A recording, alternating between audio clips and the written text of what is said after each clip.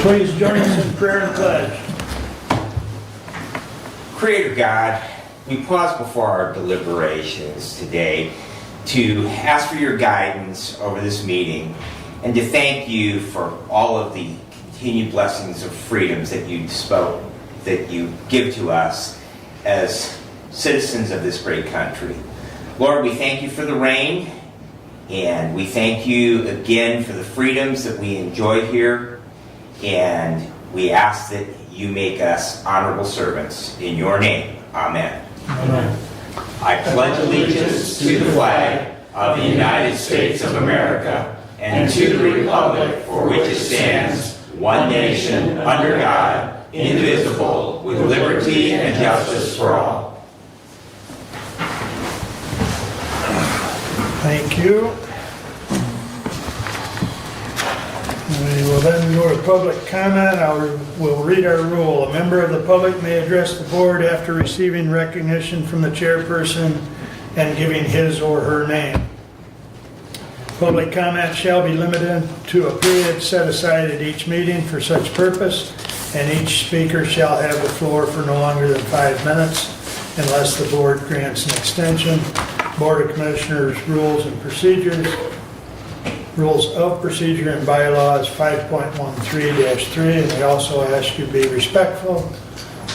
Anyone wish to address the board? Good morning, Bob. Good morning, young man.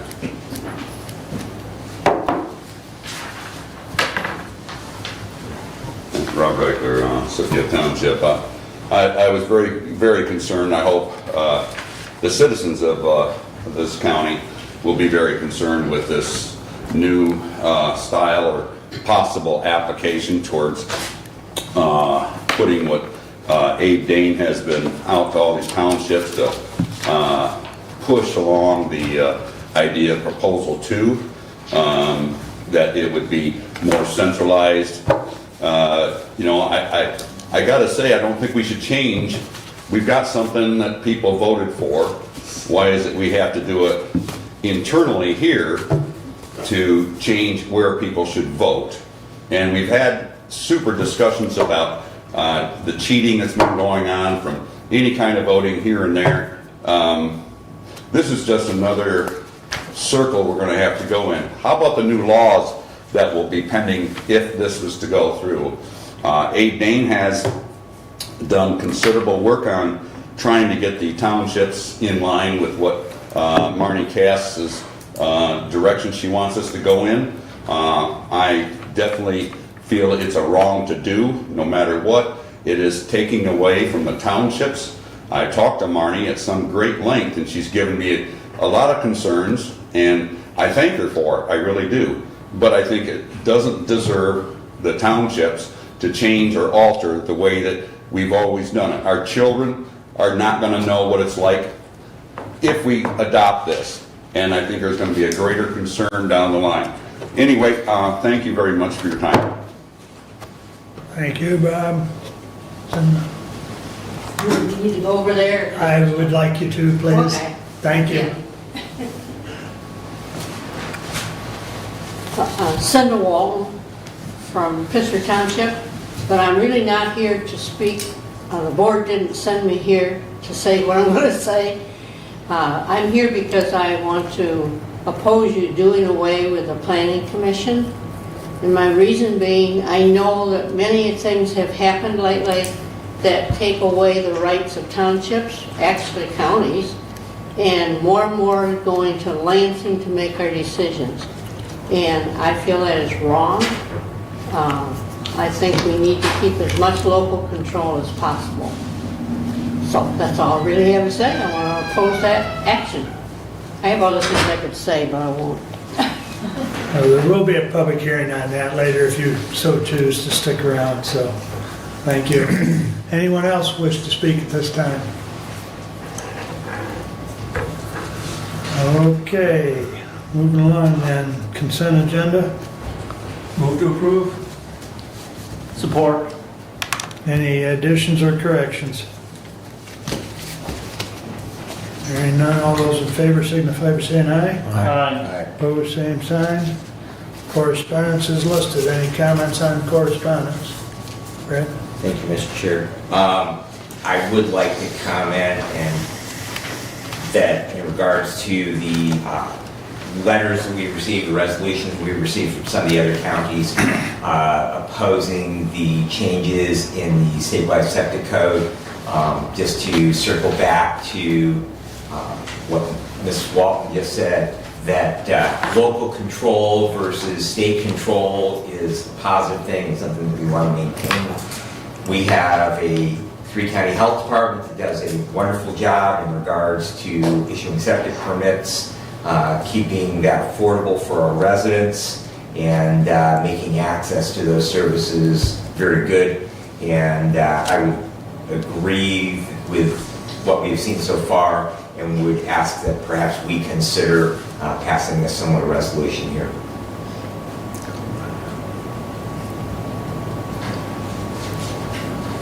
Any other comments at this time? I do. Go ahead, Doug. Well, first, my diligence in that signing, and for some reason, I'm not able to get to our agenda and pack it. That would be my first comment. Working off the sheet,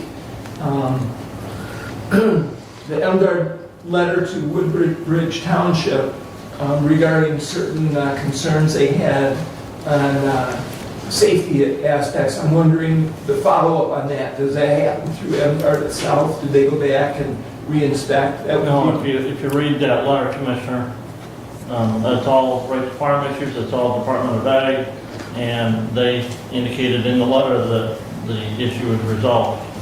They also indicated there were other things that were not addressed, and that that would be where I'm asking about the follow-up.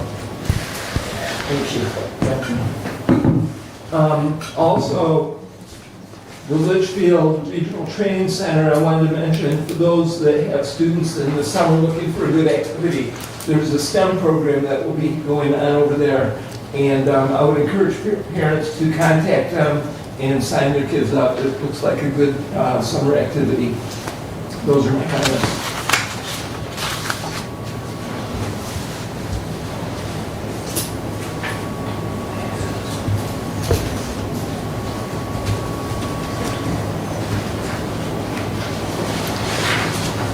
Yeah, I don't,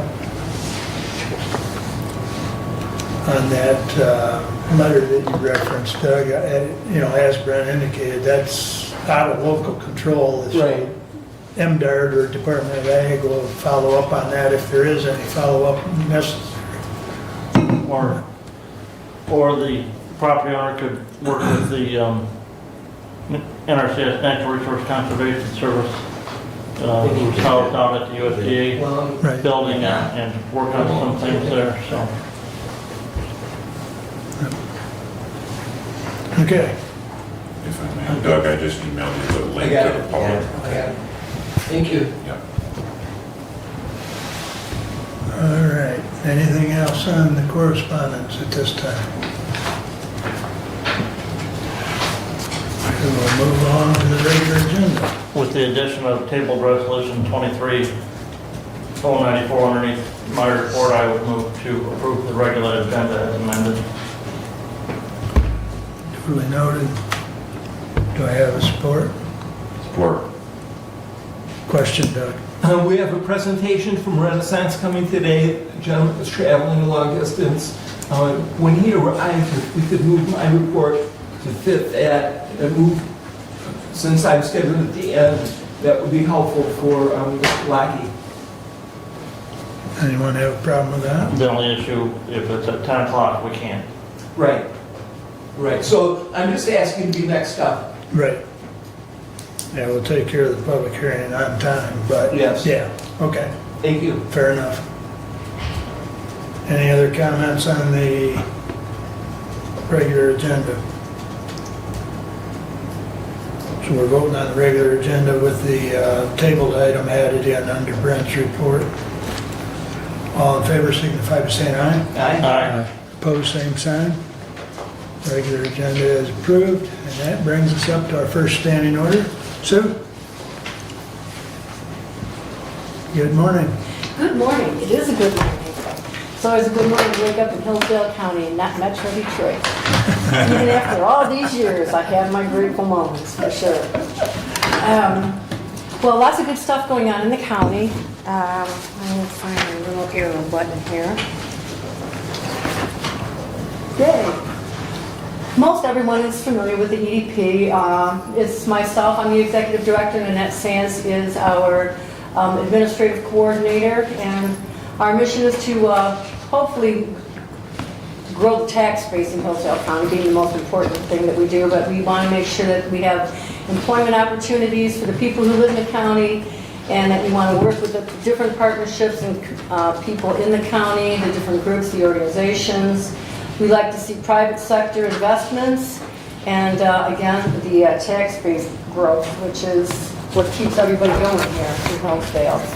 This is our board of directors, and again, Doug with an I in Ingalls.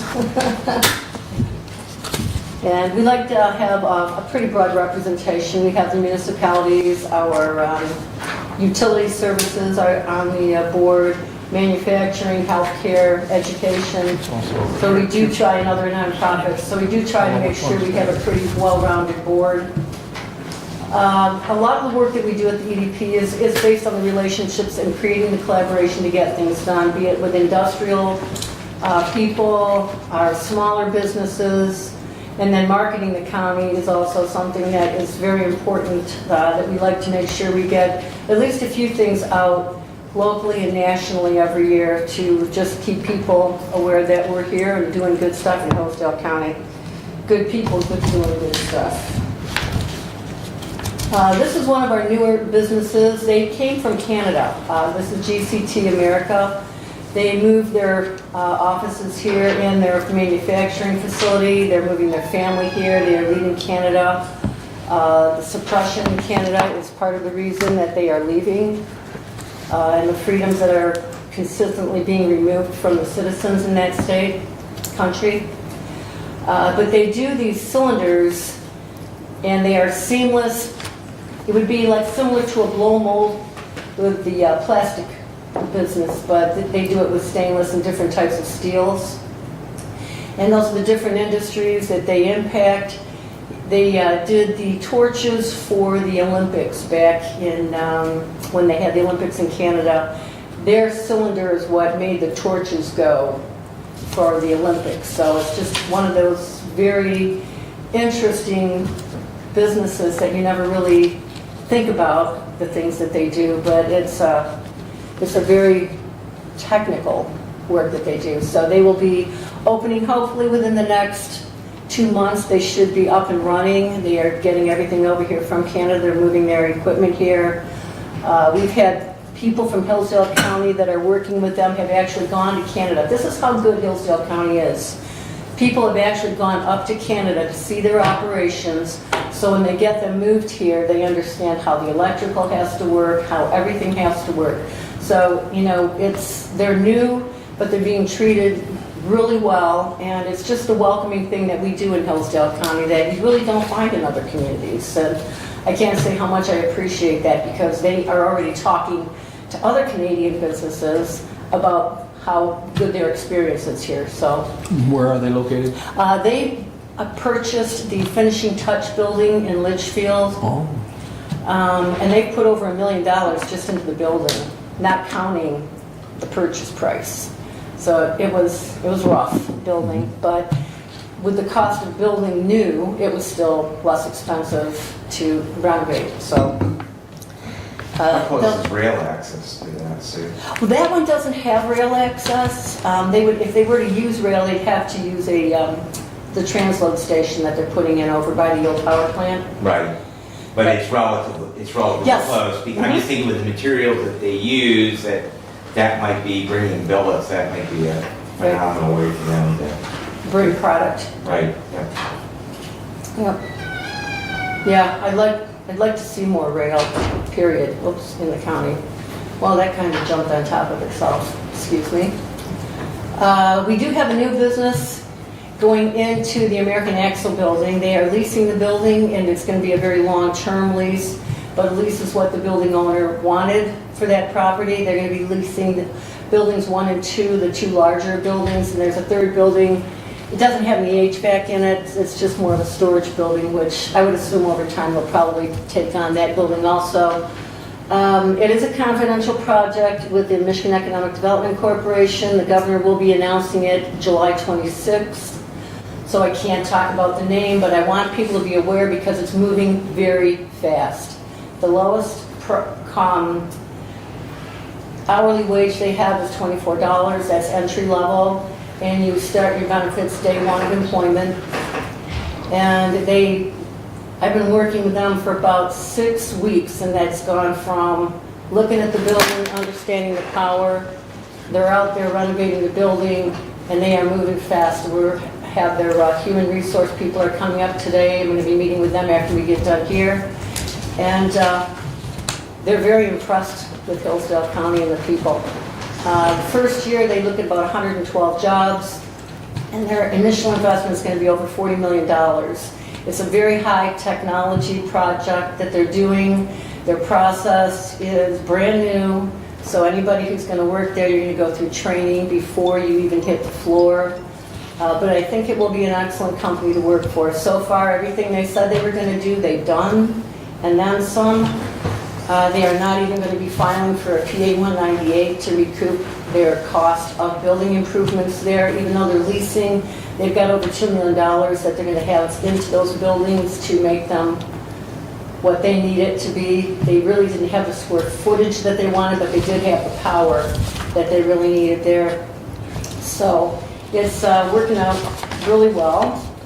And I guess I'm going to leave down next to what they're saying about our county and why they came here. Yes, sir. I have a question. Yes, The sir. 112 jobs that they're bringing are technical tech kind of jobs.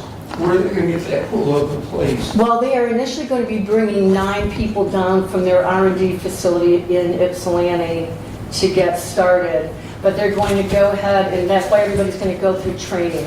We're meeting with their training department today also, and the curriculum's going to be written, so people who come on to work there will be going through training prior to going on to the floor to work. A lot of robotics, a lot of, I went through the facility, I didn't understand half of what they told me to do, but it's all good. It'll be a nice addition, I think, to the county. Part of the things that brought, well, the building, the American Axle building had the power they were looking for. That has its own transformer in the building, so it's highly, highly powered, which is what they need for what they're going to do. But the other thing that brought them was the training center. They were up on a weekend. I knew they were coming up on a weekend, and I gave them a call and asked them if they wanted to go through, which they did. And he said, well, this kind of seals the deal because we have got to have training available for our people, and they're going to bring them from anywhere they start a business. They're going to bring them down to Hillsdale County to get the training done because they're going to have all of the equipment here. They're going to, invest in equipment to put in for training. They're investing just a lot of money in the community in terms of making sure things get done the way they should get done. They absolutely love the honest transparency that they're getting in terms of having conversations. I don't know what goes on in other communities, but when you talk to people who come here, they keep, are you sure that's all that's going to be? Are you sure that's all?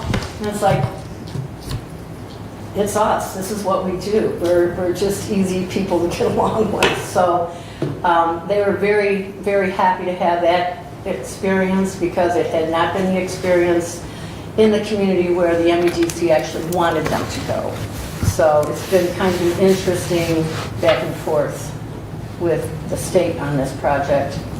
And of course, Michigan Works is going to help them with their attraction. They've actually brought on about half a dozen people already to get started, so they're going to be moving very quickly, very quickly. And anyone who is interested can contact Sally at Michigan Works to get a resume submitted. So talent is always the big question when people are coming, but they're very happy to be here and we're happy to have them. Well, that didn't show up on there. Okay, my apologies. Did your print-up show up? For the upper half? It's in white. It's in- hard oh, to read. You can Well, kind hard of to see it. read. I can't see a thing. Well, just what that says, the Interdyne building over on Parkway in Jonesville, that is on the market right now. It's on the market. It was at $3,800,000, $850,000, and it's been reduced to $2,995,000. There's a lot of interest in it. I met with a buyer from, well, one was in LA and Florida, and they came up and we met last week. They're very serious about the building, and they would be doing the same kind of a process. It would be a rubber process that they used to do at Interdyne. So it's a good fit. The building's a good fit. There's a little bit of machinery that's still left, so they'll probably purchase that. But Interdyne's looking pretty good right now, and there are other interested parties. The Litex building is also on the market for $1,400,000. It's got about 46,210 square feet. A lot of interest in that building also. And then Wicker Works, I got a call on Friday about Wicker Works. Somebody wanted to get additional information, so I've been referred them, of course, to the listing agent because I don't get into the real estate end of it. I don't represent anything. I just, let people know who they need to talk to.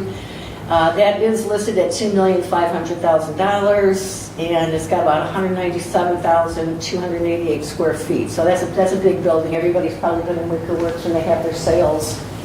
The Hillsdale Terminal building on Moore Road, they do have that on the market for $1.2 million. It's 35,000 square feet. It's in very nice condition. Actually, all of these buildings are in very nice condition. The Litex building, even though it's older, is in excellent. They're very well maintained facilities. So that's a nice building. I'd be surprised if it doesn't move relatively quick. And then those are some of the sale prices. And things are selling anywhere from $16 to $34 a square foot. It just depends on the building, what's in it, if there are offices, the condition, just a lot of different factors that go along with that. But those are just a couple of the recent sales that we had locally for industrial properties. We are still working with the EDA grant. It's a consulting grant, and we've talked about that at the last time I was here. But part of the consulting that was done, we also had curriculum written.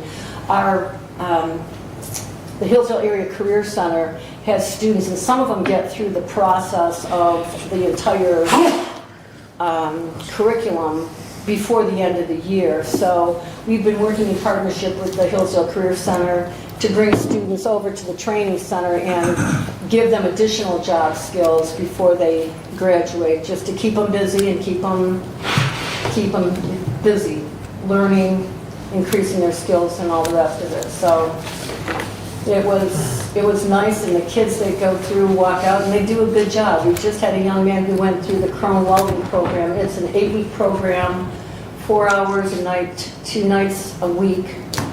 And he went into Tenneco as soon as he got done with the program, tested their welding, and he walked in and made about $23.80 an hour, right out of high school.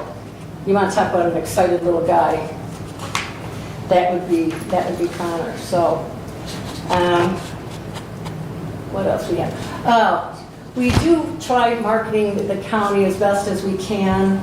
The state of Michigan is putting out for the first time through Site Selection magazine, and those are the copies that I put on the table. They are putting out a magazine that's all about Michigan through Site Selection. So we did want to make sure that we got an ad for Hillsdale County in that book. It was like $2,500, but it's going to be well worth. I think we'll get a good bang for our buck on that, because that goes everywhere. Site Selection magazine goes all over the country and beyond for people that are looking to locate here. And then the local visitor's guide that's being put together, I believe Simply Hers is doing it. And we wanted to make sure we got an ad locally also, just so I'm not sure that people who read the magazine for Simply Hers would be all that interested in economic development. But we always want to make sure we just keep the county out there, because people will come to town, they'll pick it up, and we want people to know we're in business here at Hillsdale County. If they're interested, we're here to help. And The other part of what we try to maintain as an office are informationally being on boards and committees within the community so we don't get stuck in our own wheelhouse too much. So those are the boards that we do engage with. I'm on the Community Action Agency, the TIFA board. Annette does the Jonesville Planning Commission. I'm on the Hospital Board, Key Opportunities. Annette does the Will Carlton Parent Forum. And, well, temporarily for the Hillsdale County Planning Commission, but that's probably changing. So, but we just like to keep out in the community just so we have an idea of what's going on in other industries. And that was all I had for you this morning. Did anyone have questions, concerns? Go ahead, Brent. Go ahead. Yes, Brent? Sue, what's Blue Oval going to mean to Hillsdale County? What is what? Blue Oval, the Battery Park in Marshall. I mean, that spillover from that has just got to be unbelievable. I was talking to the RISD superintendent, and you know, just what that's going to mean to Marshall. But Hillsdale County's pretty doggone close. Yeah. Yeah, I love these Chinese operations that I don't bid on, to be honest with you. But we typically don't have what they need. They're always looking for 300 to 500 acres all at one place, and they typically need between 1,500 and 2,000 people. So they're going to be drawing workforce.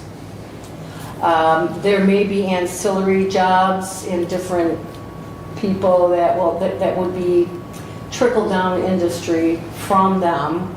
And the state is putting some of that out as it comes their way. We do get those RFPs from the state of Michigan, the Michigan Economic Development Corporation. So when someone is looking and you have a plant like that, big facility going into Marshall, they're going to want close by suppliers. Mm-hmm. So that will probably be, there will be probably some trickle down here for the And that was supplier system. kind of my thought. Yep. is that, you know, there might be some opportunity for especially the Litchfield Industrial Park because of its proximity.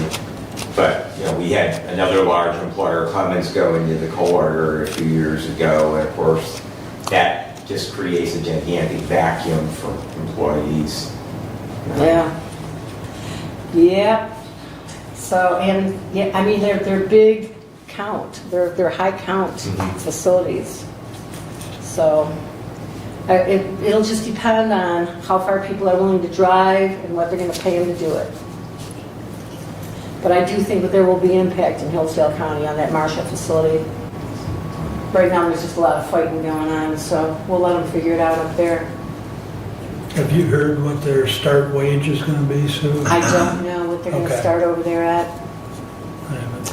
Yeah, when it's an MEDC project, you really don't get that information. I have it on the other project in Litchfield because I'm working with the CEO, and he wants to get people lined up.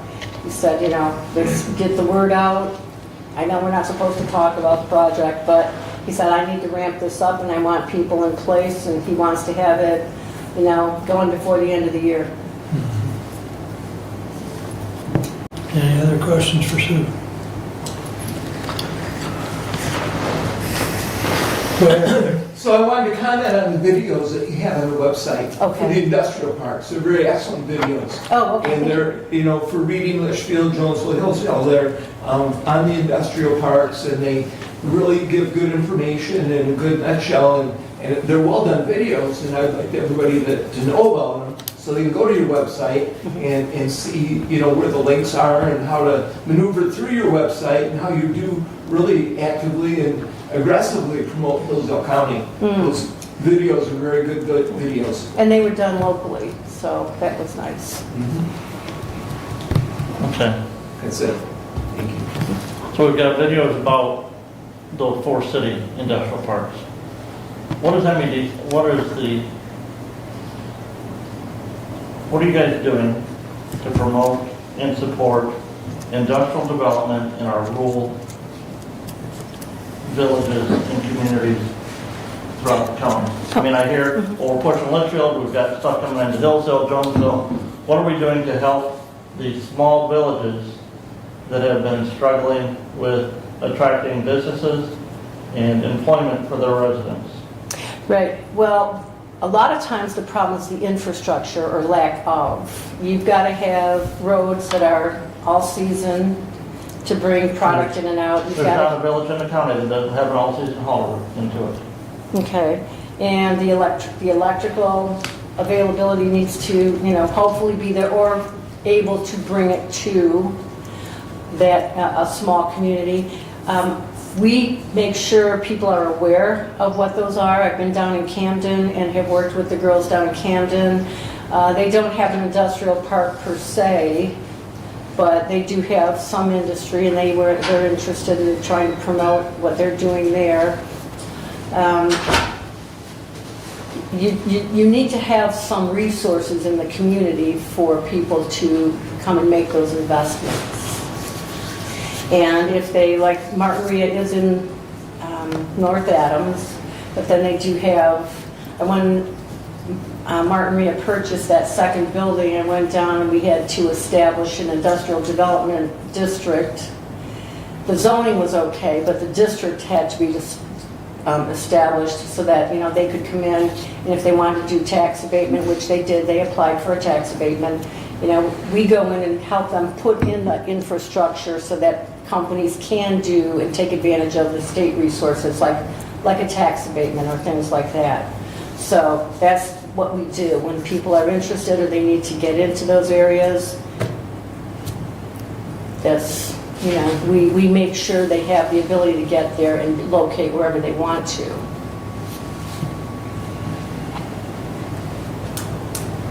Was there an area in particular you were thinking of?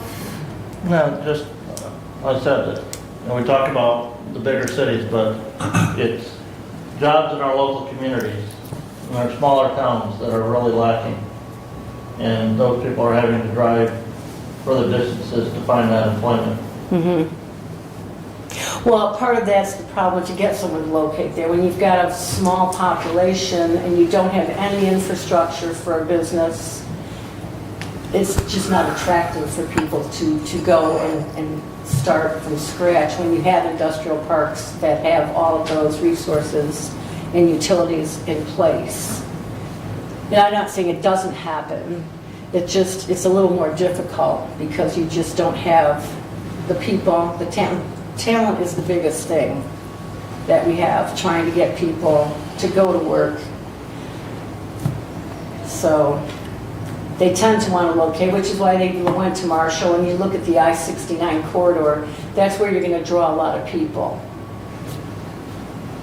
Not that we ever want to be in Ann Arbor or, the big city life here, but, we grow with what we can with our roads and whatnot in the communities.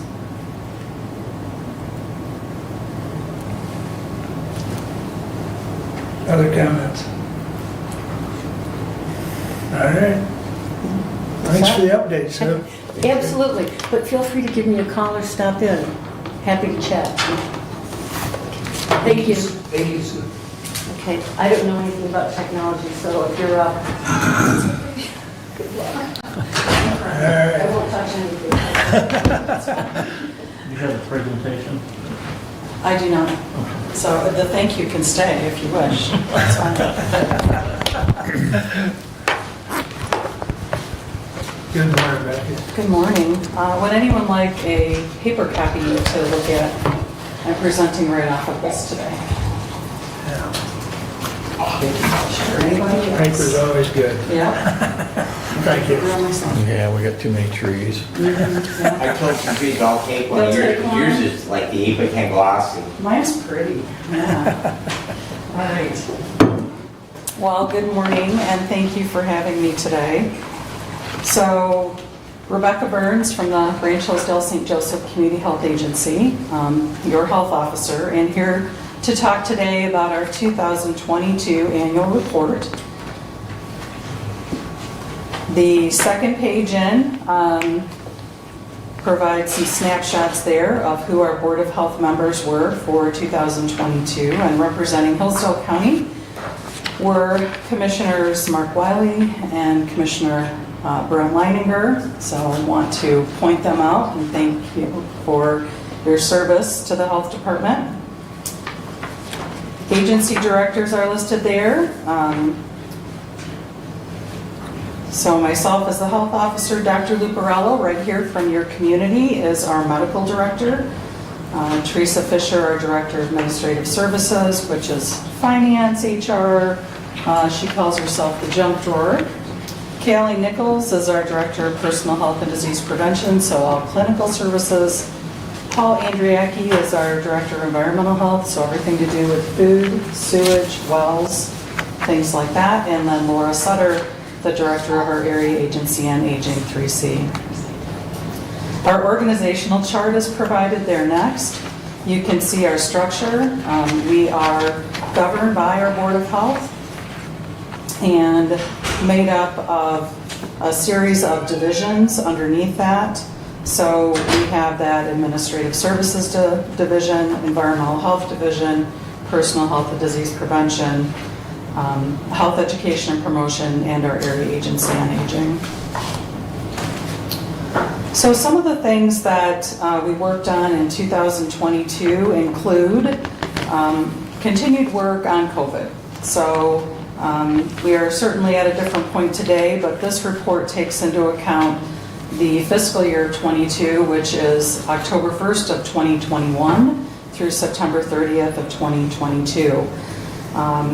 We were doing COVID vaccinations for our youngest members during fiscal year 22. That's when a vaccine was now available for that age group. Boosters came out, and we were doing COVID immunization boosters. Immunization opportunities for these vaccines as well as other vaccines were provided in our offices throughout the jurisdiction. We collaborated with community partners and schools to make access to these vaccinations easy for individuals to get. We continued with our COVID testing, which we offered through on-site testing firms at our offices. We also worked with our schools to provide families with testing opportunities. There was a backpack program in 22 where kids that were school-aged, if the school participated, could bring a backpack home with testing supplies that were to be used by anyone in the family. The idea being that knowledge is an important piece of preventing transmission, and if people can test and know if there's a concern, they can make decisions about whether or not to go to school or work. Resources for what to do when testing positive were available on our website and continue to be. Those resources were focused both on community members as well as business owners. And the agency continued to provide access to masks at no charge to community members for those that desired them to prevent transmission. In addition to COVID, our agency continued to work on the need for dental care for those individuals in our communities that lack the ability to find it. Specifically, individuals on Medicaid have a very difficult time finding a dentist that will accept their Medicaid insurance. So we had seen a closure of the My Community Dental Center clinic here in Hillsdale due to lack of a dental professional. And MCDC, My Community Dental Center, struggled to put a new dentist in place there. So I worked collaboratively with Hillsdale Hospital, the Community Foundation, the Human Service Network to put together an incentive package with MCDC that would help to attract a dentist to our area. We were successful in that effort and were able to reopen that dental center in October, November of 2022, so just after this fiscal year completed. Very proud to be able to say that we brought that dentist here and were able to reopen that center because it does provide service to those individuals of our community who cannot find dental care locally. Also in 2022, we struggled with a WIC formula recall. We had a bunch of formula that was considered contaminated and was pulled off the market and not available for children. Our staff worked with families to identify other formulas that they could use, provided information, continued to communicate. It was a very, very stressful and concerning time. I don't want to make light of it at all, but certainly our team rose to the occasion to provide the best support that we could, given the situation, to our moms and families that were using formula as a source of nutrition for their children. In addition to that, our breastfeeding peer counselors continue to work with clients as well as our nurses to support those moms through breastfeeding as a choice to provide nutrition to their children. During 2022, the agency also completed a strategic plan. That information on that strategic plan is available on our website if you're interested in looking at it. This helped us to focus on those areas that came up as most necessary during that planning process. Our efforts will focus on employee investment, communications, advocacy, policy, and programming. And in order to ensure that residents could locate our offices and to update our signage with our logo that had changed a few years prior, all of our signs have been updated at all of our locations. And we also worked in 2022 to replace our parking lot at our St. Joseph County office. And as you all know, we are, or you might know, we're currently replacing the parking lot at our Hillsdale location right now. So overall, in 2022, the health department was very proud of our public health work, and we look forward to continuing to serve you and all of the families in 2023. I'll just touch on a few of the other pages throughout. So our financial statements are provided there next. This year in our annual report, there's a comparison from the year prior to the current year. This was requested by our Board of Health and specifically Commissioner Longer, so thank you for that. But we do have that comparison for you there. You will note that things do change from year to year, and it depends a lot on what's going on. So COVID funding, for example, did change our revenues, brought in additional revenue so that we could support efforts to try to keep people healthy and not sick. So our dental health services, we always ask MCDC for a snapshot of who they've served during the fiscal year. And so you can see there the ages served by percent and then those served by insurance. MCDC, although they are focused on serving Medicaid and the uninsured, they do also accept commercial insurance. So you will note there is a traditional insurance line there and a percentage. You'll also note that the Hillsdale column is all zeros because during this fiscal year, MCDC was closed in Hillsdale. The county health profile on page 7 just provides some information with regards to the data of our population and how healthy they are. Leading causes of death in Hillsdale County, heart disease is number 1, cancer number 2, COVID number 3, and then it falls off from there. But not surprising that heart disease and cancer lead the way, with COVID-19 following close behind.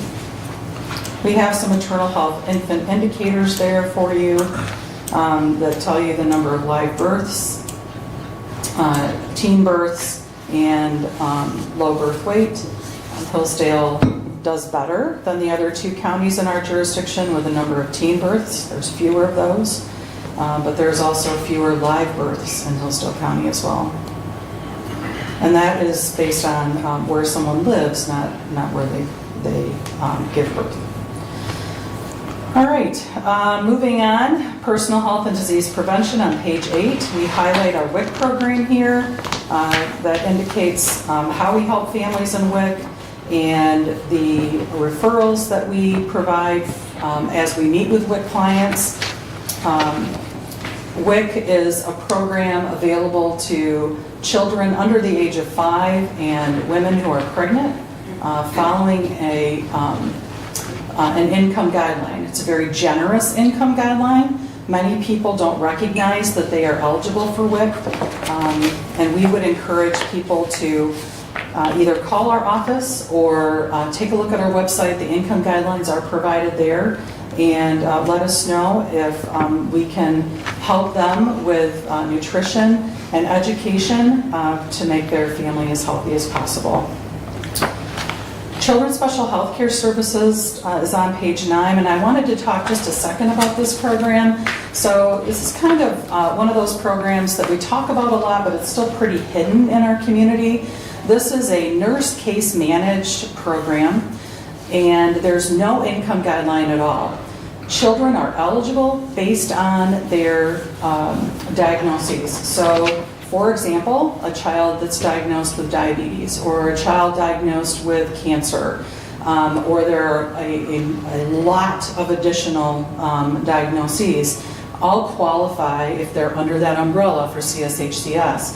So these families receive nurse case management to help them navigate the medical system, which can be really difficult, especially if you've got a child with some of these really chronic and concerning illnesses, and also can help assist families with some durable medical equipment purchases, or getting that for the family and getting that paid for. So for example, I was just talking yesterday with our CSHCS staff, and we've been able to get another Amish family qualified for some buggy enhancements for a child that they have that needs special accommodations to be able to ride in that buggy. That's some of the stuff that we do. And it's just a really important program. So if anyone has questions about that, please contact our office. We have some hearing and vision stats. Our hearing and vision staff do screenings at schools. This is probably not surprising to anyone. It's a very long-standing program, but there are some information provided there on how many we've done over the years. Finally, we have our communicable disease stats there. And so these are the diseases, not all, but the majority, those that we see here in our community during this fiscal year anyway, of those diseases that are required to be reported to public health so that we can investigate and try to prevent spread. Immunizations are listed on page 11. Our top administered vaccines in 2022 are listed there. Tdap, pneumococcal, Hep A, Menactro or meningococcal, and then human papillomavirus are the top 5. This also provides some information for you on the number of immunizations we gave for influenza, COVID-19, and then TB skin tests that we did. Finally, there's a page on 12 that's all about our COVID-19 stats. This may be the last fiscal year that we include this. I'm not sure yet. We will make that decision as we start working on 23. But what's included there is vaccinations by month, the case count by day, and then vaccinations by type. Health education and promotion starts on page 13. Some grants that we had that were acted upon by this section of our health department include the medicinal marijuana operations and oversight grant. We have a program called Lock It Up. So Lock It Up is not to tell people that medicinal marijuana is bad or they shouldn't use it. That is not it at all. It is simply a program to encourage families to keep it locked up and away from kids who it's not intended for. The other grants we had included a Rural Community Opioid Response Planning Grant that wrapped up. We had a Creating an Age-Friendly Public Health System grant that we worked in partnership with our AAA, our area agency on aging, both the one that is underneath our umbrella as well as Region 2, which is the one that serves Hillsdale.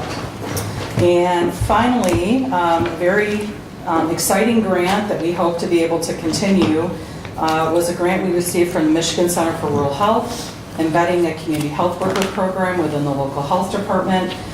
This allowed us to bring on 3 individuals that we sent for very intensive training to allow them to work with community members that really need someone to just walk alongside them and help them to understand the supports and services that will help them be healthier.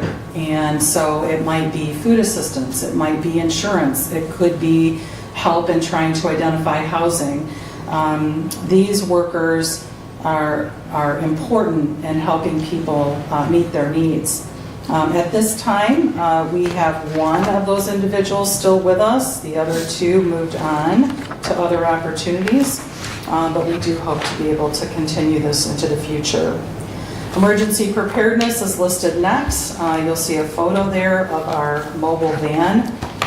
This unit was out in the field a lot, providing COVID vaccinations in 2022.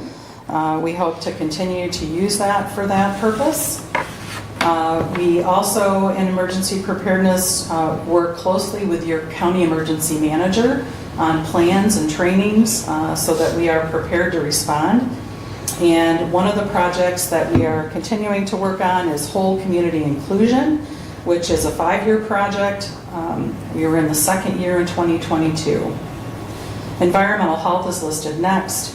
This is the program area where we do inspections for permit issuance for wells and on-site sewage systems, inspections of food service facilities, campgrounds, public pools.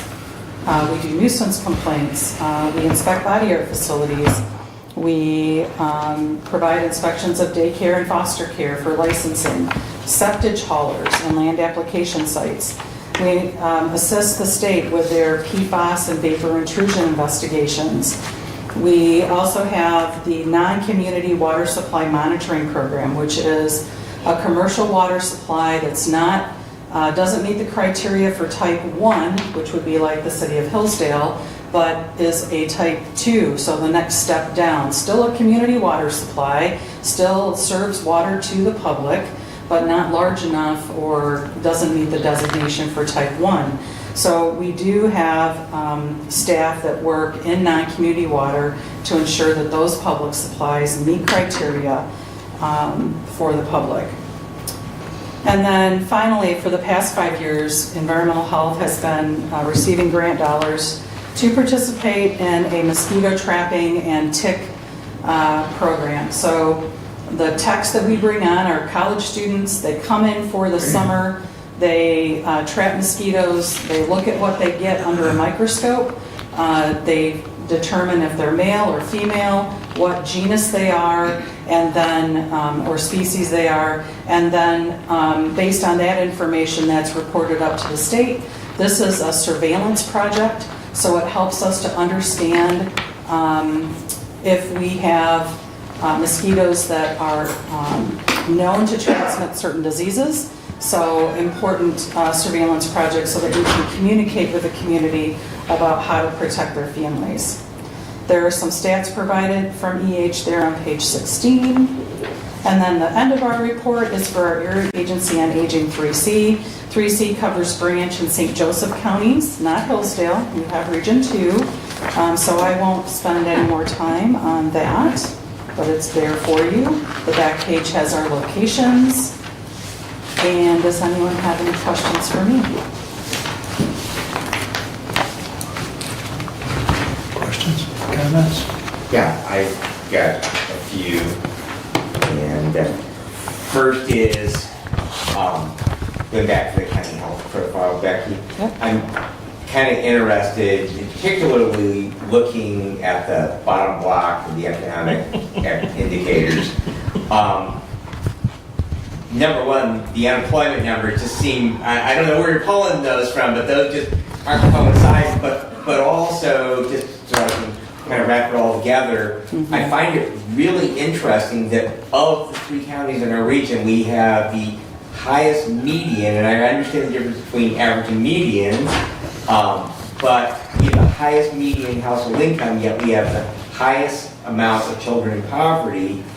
And we also have a relatively good, in comparison to the other, percentage of high school education. And just kind of correlating all those things we say to education, and I'm, an educator myself, education is good, that if we have higher levels of education, we generally tend to have better outcomes, better living styles, higher incomes, things like that. And I'm just curious of the data that I'm seeing here, because I love numbers, how come we look so bad, yet we look so good? Well, and that's what's kind of interesting. So this is just a few little pieces of what comes out of the county health rankings. But if you look at the county health ranking of Hillsdale in comparison to the other counties in Michigan, Hillsdale does really well. So these data points, although they might look concerning with regards to the other two counties here with just those 4 data points, overall, if you look at the county health rankings, you're in the upper half, and I want to say you might even be in the upper third without looking at it right this second. So we will look at this. It was brought up on our Board of Health as far as like the percent of unemployment. We're going to take a look at this and see if there's a better source for this information and the reports moving forward. Forgive me, Becky, that county health rankings is done by who? Jensen Wood. Jensen, Yeah.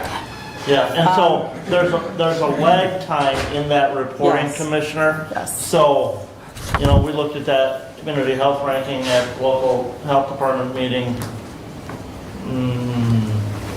a month ago, 2 months ago. Yeah. But that was for a period that ended 6 months prior. So you're right. Okay. Some of the stuff built into this is based on that report that was presented in the 22 calendar year, which has a lot of 21 in it, and when we did see a lot of higher unemployment rates in the county.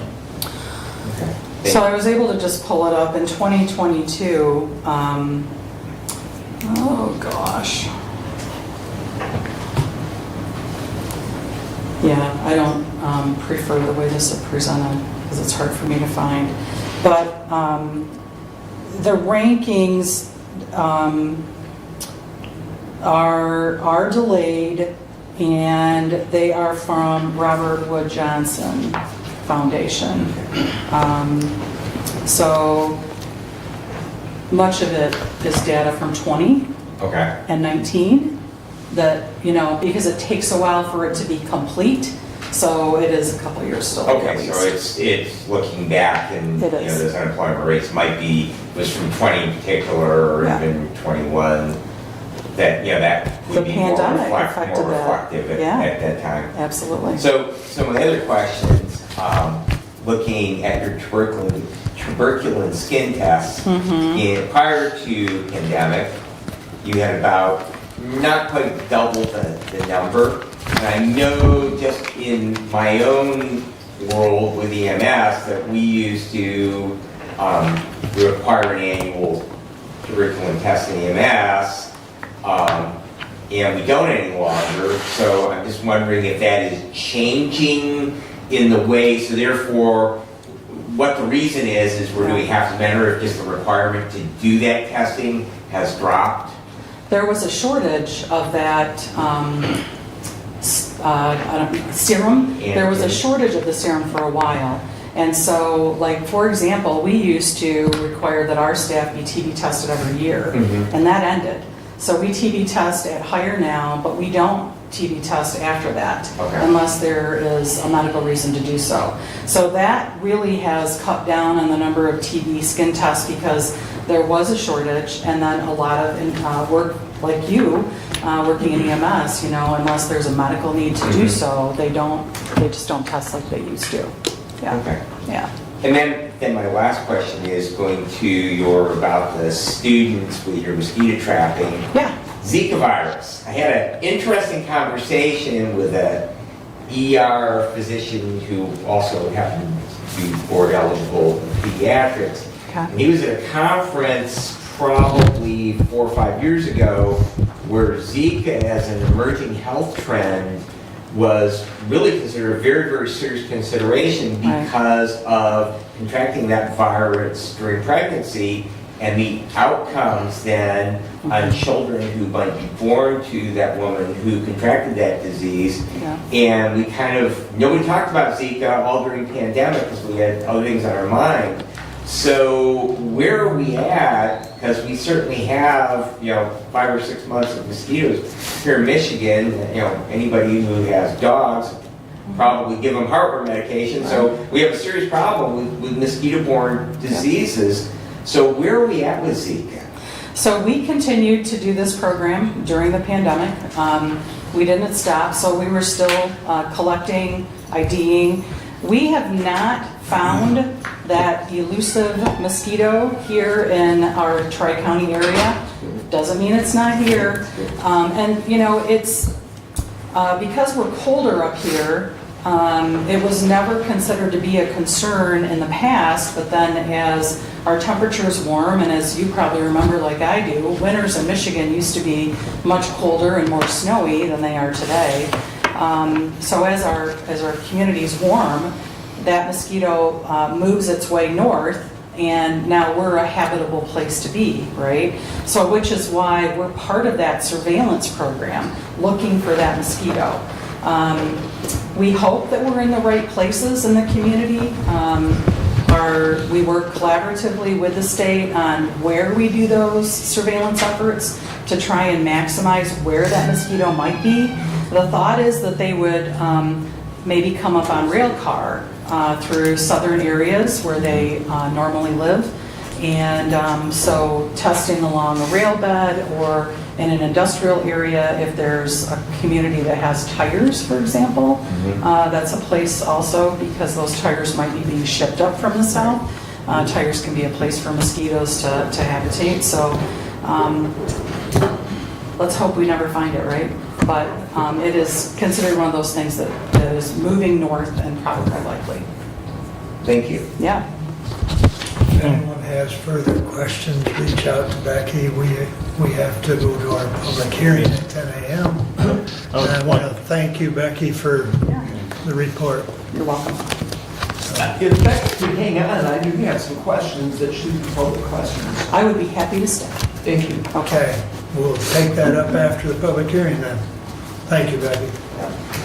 I would move that we open the public hearing on the issue concerning the appeal of the county planning ordinance. I will support. Brett support, and then we roll call. Commissioner Wiley, Yes. Commissioner Benzing, Yes. Commissioner Leininger, Yes. Commissioner Ingles, Yes. Commissioner Lanius. Yes. Okay, the motion to open the public hearing passes 5-0. At this time, we are in the public hearing for comments on whether or not to repeal the county planning ordinance. So anyone that wishes to speak can step to the podium and identify themselves, and same rules apply to public comment. We have no more than 5 minutes to speak, so. Do you have a comment, Commissioner? Commissioner, I don't know, maybe David's going to tell us, we have somebody joining by... Yeah, this is Harmony, who works for MSU Extension, and she's kind of an expert on planning commission stuff, and she'd like to make a comment as well. So whenever you Well, want to. let's open with her.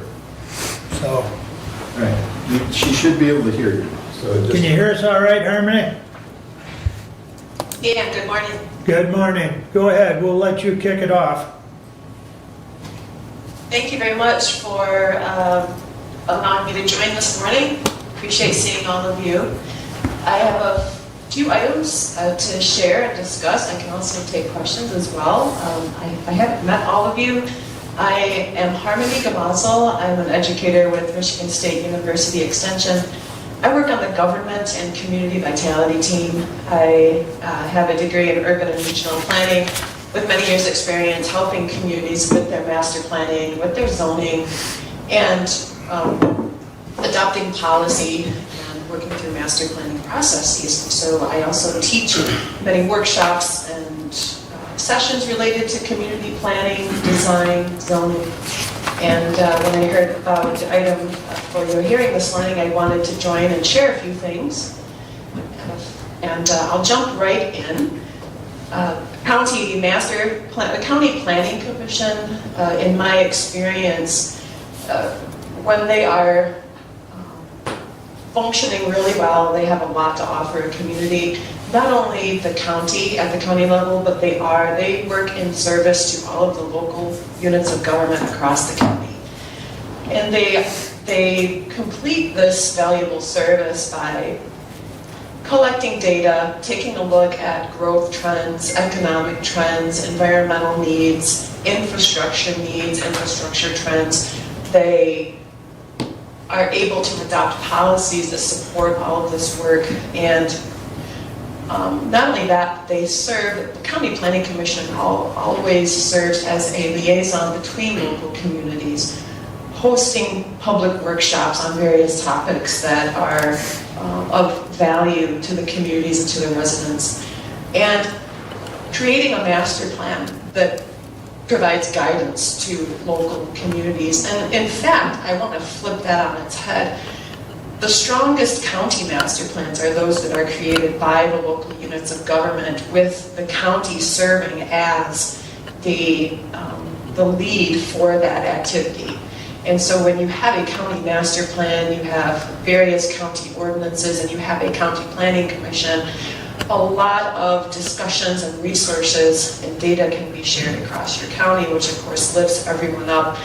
And not the least value would be all of the grant money, foundation money, all of the funding that can come through a county planning commission and its various activities to serve as, again, a conduit for local units of government to benefit from any sort of state or federal or private or nonprofit funding that can come through to help with programs related to infrastructure improvements, infrastructure expansion, housing, environmental issues, flooding, drought, hazard mitigation type topics. A county planning commission can play a key role. County planning commissions also, by state statute, are able to review local master plans and local zoning ordinance adoptions to bring that more macro view of the vision for the entire county. It's a very unique body to be able to step back, perhaps from a 10,000-foot view, or to go up in that hot air balloon and up in the air and take a look at what all those little smaller local units of government are doing, and have a sense of how the entire county is moving forward to serve its residents and to grow its economy and to sustain the amenities and to also protect itself and to identify opportunities for working together to propel the county into the foreseeable future. Now, a county planning commission can adopt a master plan. That master plan has pretty much, I would say in my experience, a 20-year horizon. It should be updated every 5 years with that 20-year horizon in mind. You know, where is the county heading? Where are the local units of government heading together? And so the county is in a very unique position to provide that service to its governments and its residents. And again, when you're thinking about master planning at the county level, a 20-year horizon can come up quite fast. And to have that boat in the water, if you want to have a rudder for where that boat is headed, you don't want to be rudderless and to not have that county master plan. And that master plan also can lessen legal risk for elected and appointed officials, because you would have, again, a policy document to look at to help guide decisions that are made at the county level. And local units of government, those officials and staff also would have a policy document to look at to help guide their decisions. And so again, lessening that legal risk, making sure that the boat has a rudder and that there is a pathway for the county to follow into the future, perhaps 20, 30 years into the future. There are a county master plan can also be used for lobbying at the state, federal level when a county has its strategies and its objectives all set for the next few years, up to 20 years. Those statements, those strategies and objectives can be shared at the various government levels to help with funding opportunities and perhaps even just new partnerships.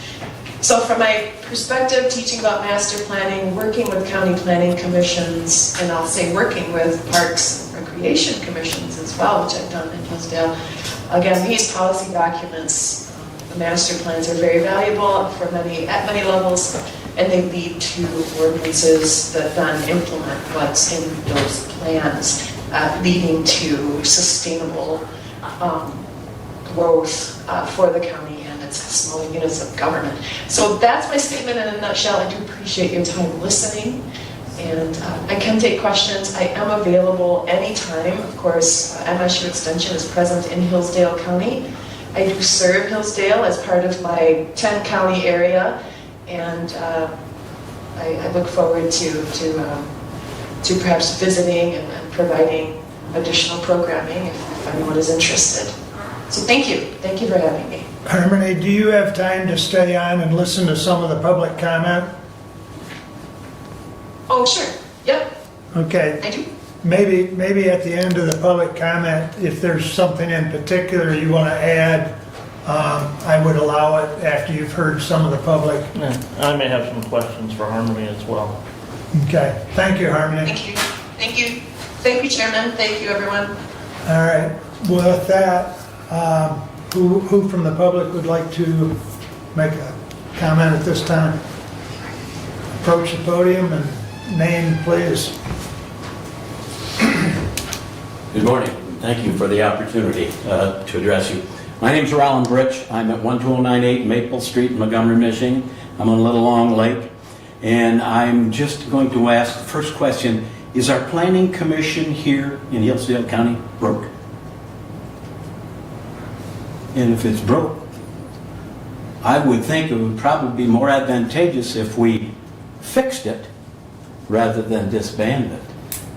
I mean, you got the planning commission will help you people in making the right decisions on environmental ideas, physical ideas, whatever it might be. So it would be my opinion to fix the planning commission rather than do away with it. Thank you. Yeah, thank you.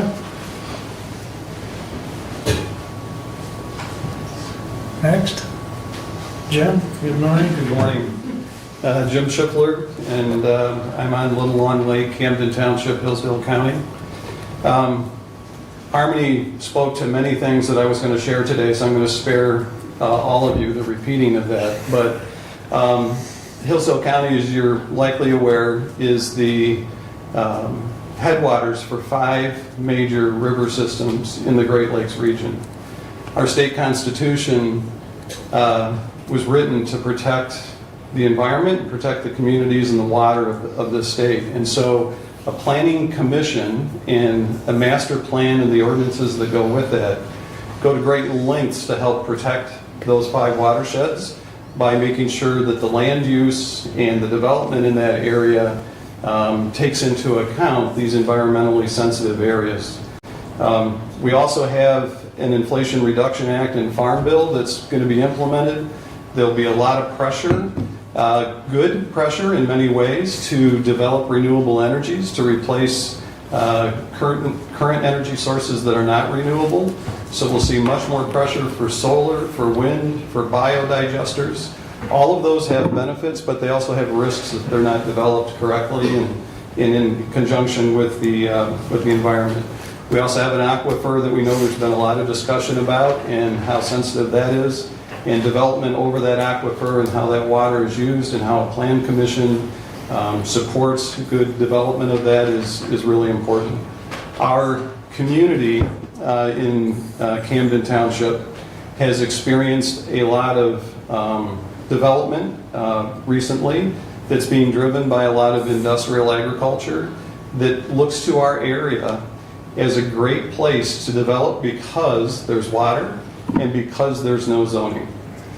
So they can develop at will and how they want to without any risk to adding additional costs because of how they can concentrate livestock and other ag products in our community on soils that have analysis of those soils say they don't support that kind of business. And so taking the information that Harmony talked about that a plan commission could have at its disposal to really help the community develop in a way that is good for the safety of our community and the safety of our environment is really important. And then the last part about that development that's taking place in Camden Township, the infrastructure was not planned out to support that. And so our roads are falling apart, and the additional services required to really support the kind of development that's taking place is not happening in our township and in our county. And I know many townships and municipalities in the county have zoning, but there are many who can't, and on their own, even though legally they could set up their own zoning, they're really not in a position to do that. They don't have the financial resources to do that, where the county acting as a entity that can help serve those areas that can't necessarily get started on their own would be beneficial to have the county have a plan commission and a master plan. Our community is in an area where it's split between two states, and we can see great differences between zoned and planned communities and unzoned and unplanned communities, and how those really aren't really compatible with each other. So I appreciate you hearing our comments today and look forward to seeing your support for having a plan commission and a master plan. Thank you. Next. Cinda.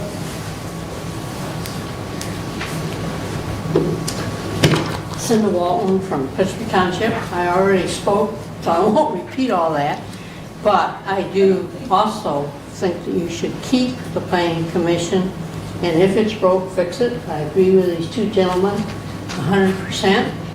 But my real reason, as you know, for coming originally is gradually the state wants everything to be controlled out of Lansing. And this is one more step towards Lansing being the all-giver, the power of everything. So I would request that you keep the planning commission. Thank you. Thank you, Cinda. Next.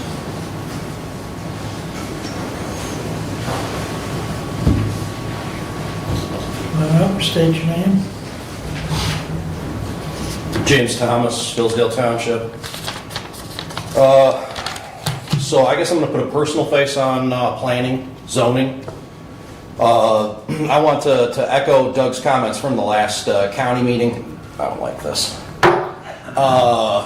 That you know, it is correct. Wherever your money goes is what you care about. For our family, the majority of our money is in our property. We lived in a zone township in Hillsdale Township, and quite candidly, we've had some issues with the zoning. Everything I say from now on is an assumption of what I'll call nincompoopery, not malfeasance. I don't know men's hearts, I don't know people's minds, and I cannot read them, but what I see I do not like. For our zoning that was just redone this last November, just codified this last November, it cost the township somewhere around $75,000, took 5 years.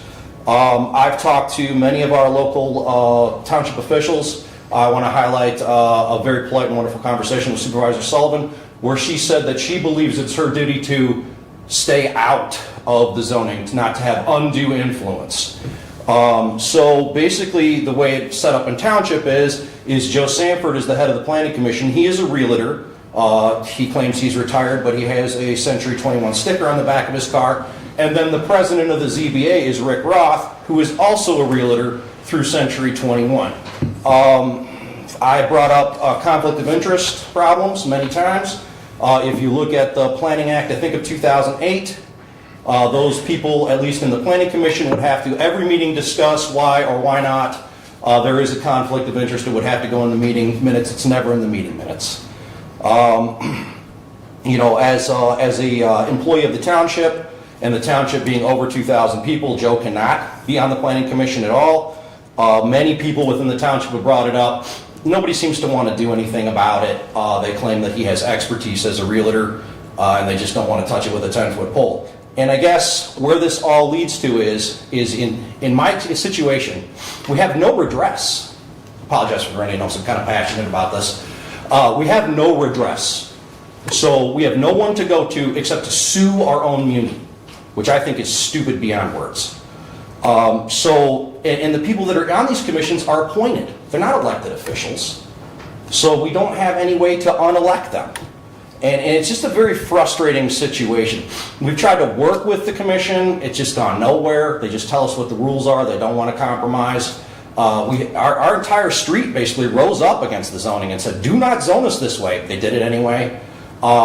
It's a very frustrating process. And if there was some sort of oversight beyond them that we could go to seek redress, maybe some of these issues could get ironed out. Maybe they wouldn't. But at least we would have another step to seek redress other than a stupid lawyer. And that is the face of zoning. That is why I would like you to please keep and make more robust the Planning Commission, because I want a better community, and I want a community where we can talk things out instead of litigating things out. Thank you. Okay, thank you, James. Anyone else?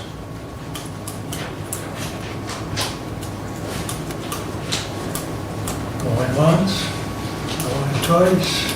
Well, while we're still in the public hearing, Yeah. Commissioner, I would have a couple of questions for Harmony. Please. Harmony, this is Commissioner Leinecker. You mentioned earlier in your presentation about the Planning Commission adopting a master plan. At the county level, does not the Planning Commission develop that plan and then present that to the Board of Commissioners for adoption? Oh, yes, that's true. It would be recommended to the Board of Commissioners for adoption. The Planning Commission is the one that would go through the entire planning process and prepare a draft and hold a hearing, and then the Board of Commissioners would hold a hearing as well. Okay. And if we do away with our Planning Commission, what then happens to that county master plan that was created through that Planning Commission process many years ago?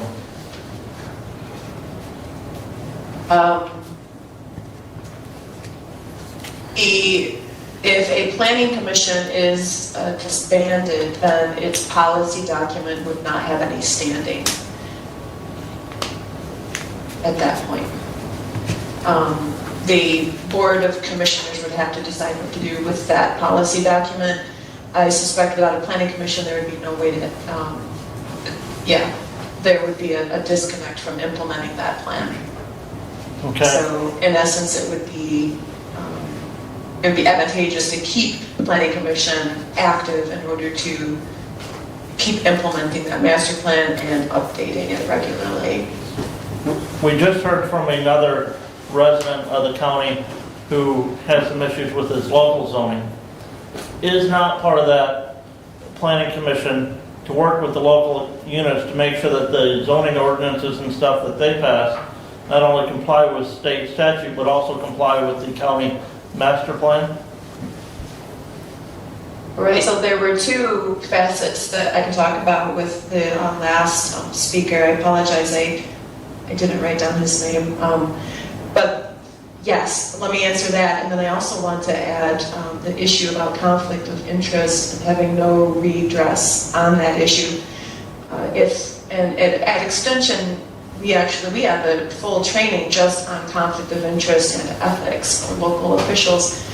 In that, one of our main messages is that if anyone who is appointed or elected to a board, if that person has to make a zoning decision, yet they will directly financially benefit from that zoning decision, they should absolutely announce that to their colleagues on the commission or the board, and then the Planning Commission itself would discuss whether or not that person needs to excuse themselves from a vote, right? And if a board or commission fails to do that, that definitely sets them up for legal challenges. And I know that and I heard that it's frustrating to engage a lawyer on that. It might be your only redress at this point.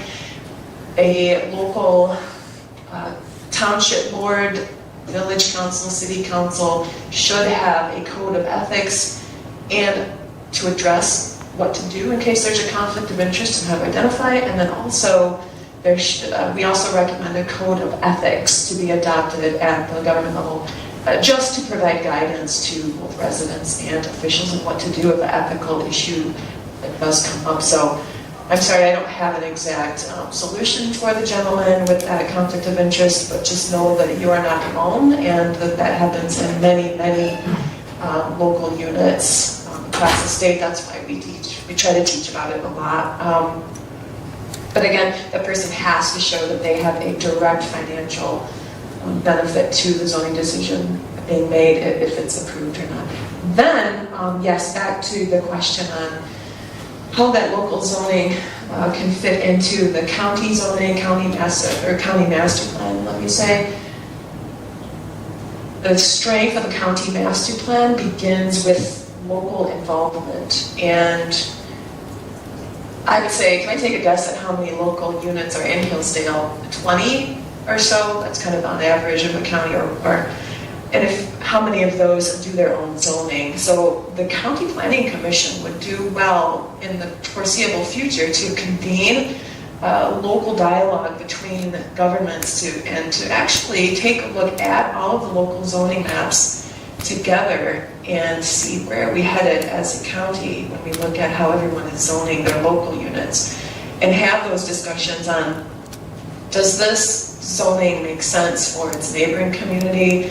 Where do we have overlap? Where can we work together to zone for some uses that maybe aren't zoned for right now anywhere? To make logical, legally defensible decisions about zoning.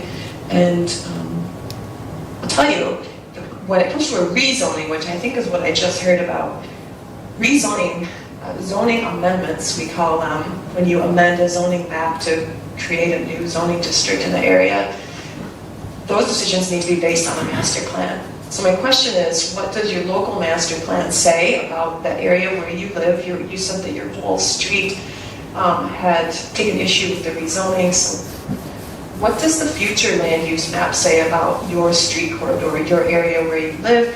And did your local unit of government consider the future land use that had been planned for that area before they rezoned it? Because a rezoning should reflect what's in the master plan for your community.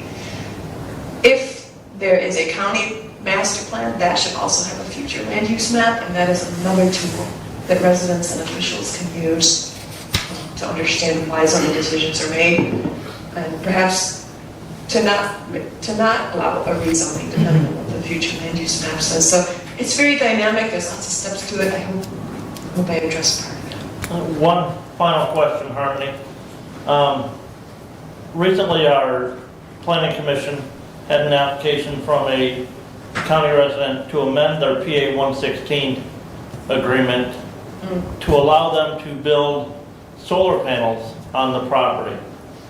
The planning commission denied that amendment to that PA 116 agreement based on the reasoning that the placement of solar panels in that agricultural area was not consistent with the county master plan of farmland preservation open space agreement. So what you just said earlier is if we disband the planning commission, we no longer have an adopted county master plan that would allow us to deny those types of PA 116 amendment agreements.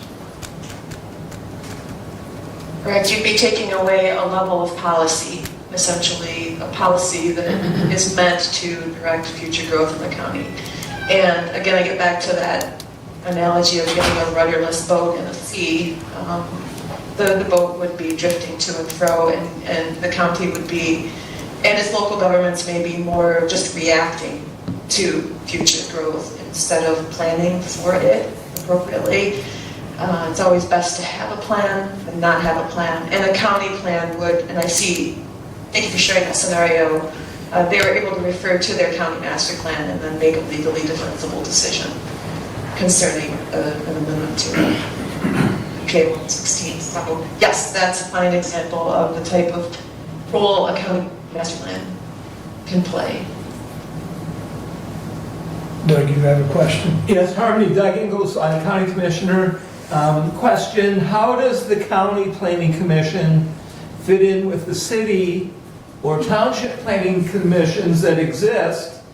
You know, and some of the townships do not want zoning.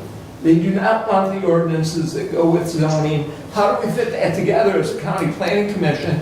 And is it not the responsibility of the local units, those individual townships, even those that do not have zoning, is it not their responsibility to create their zoning and ordinances for their own area? Well, thanks for the question. So every local unit of government is enabled by state statute to create its own zoning ordinance. And if it has zoning, it has to have a master plan. We see many communities, not the bulk of the communities across Michigan, there are some communities who do not have zoning. And they do not have a master plan, and that is their choice as a local unit. County planning commissions recognize that. That is their, the right of the local unit of government to not have zoning. And so just to recognize that there are communities without zoning is the first step for a county planning commission. If you're updating the master plan, you would say, these communities in our county do not have local zoning. We recognize perhaps there are some other ordinances that control land use and regulation, perhaps like nuisance ordinances have something to do with regulating land use, right? Don't be a nuisance to your neighbor. I don't know what those local units have as far as ordinances, but they don't have zoning ordinances. And so a county would just recognize that. County would also be open to supporting a community if it ever decided to adopt local zoning. We're seeing that right now in Clinton County, which is just north of Lansing. They are faced with a mega site development, just an incredible amount of acreage for a new factory. And it's not even in the works yet, but it's just land is changing hands. This township now has said, oh, we need zoning. And so they're going through a learning process. The planning commissioners are having to find education. They're actually looking at extension for that. How do we create a planning commission? How do we create a master plan? How do we adopt zoning? They're starting from scratch. So local communities can be in any 3 different phases. They could be totally already have a plan and an ordinance. They're all set. There are those that do not have either of those, and they're all set with that. And then there are those who are in the process of transitioning from not having zoning to having zoning, and it can be, that is a role the County Planning Commission can really help with. So there's another side value of Planning Commission. And so anyway, it's just a matter of recognizing the zoning statuses of every local unit, recognizing that in the new master plan if you're updating it, and just working with those communities. And it's not that you would not invite those communities to the table, because there are all other realms of planning that can be of value. Just having a conversation between county and local unit can really, just having an open dialogue about what's happening on the ground with our landscape, with our infrastructure, doesn't necessarily mean that local unit has to have zoning. But I think, Harmony, the county master plan would take any master plan of a local unit and encompass that into the county master plan, where the local unit has their own master plan, and then build then for those communities that don't have their own local master plan at the county level, a master plan for that area. Yeah, there would be a county-wide vision, and again, what I want to stress is a master plan is, and I say the word merely, it is merely a policy document, it's not regulation. So if a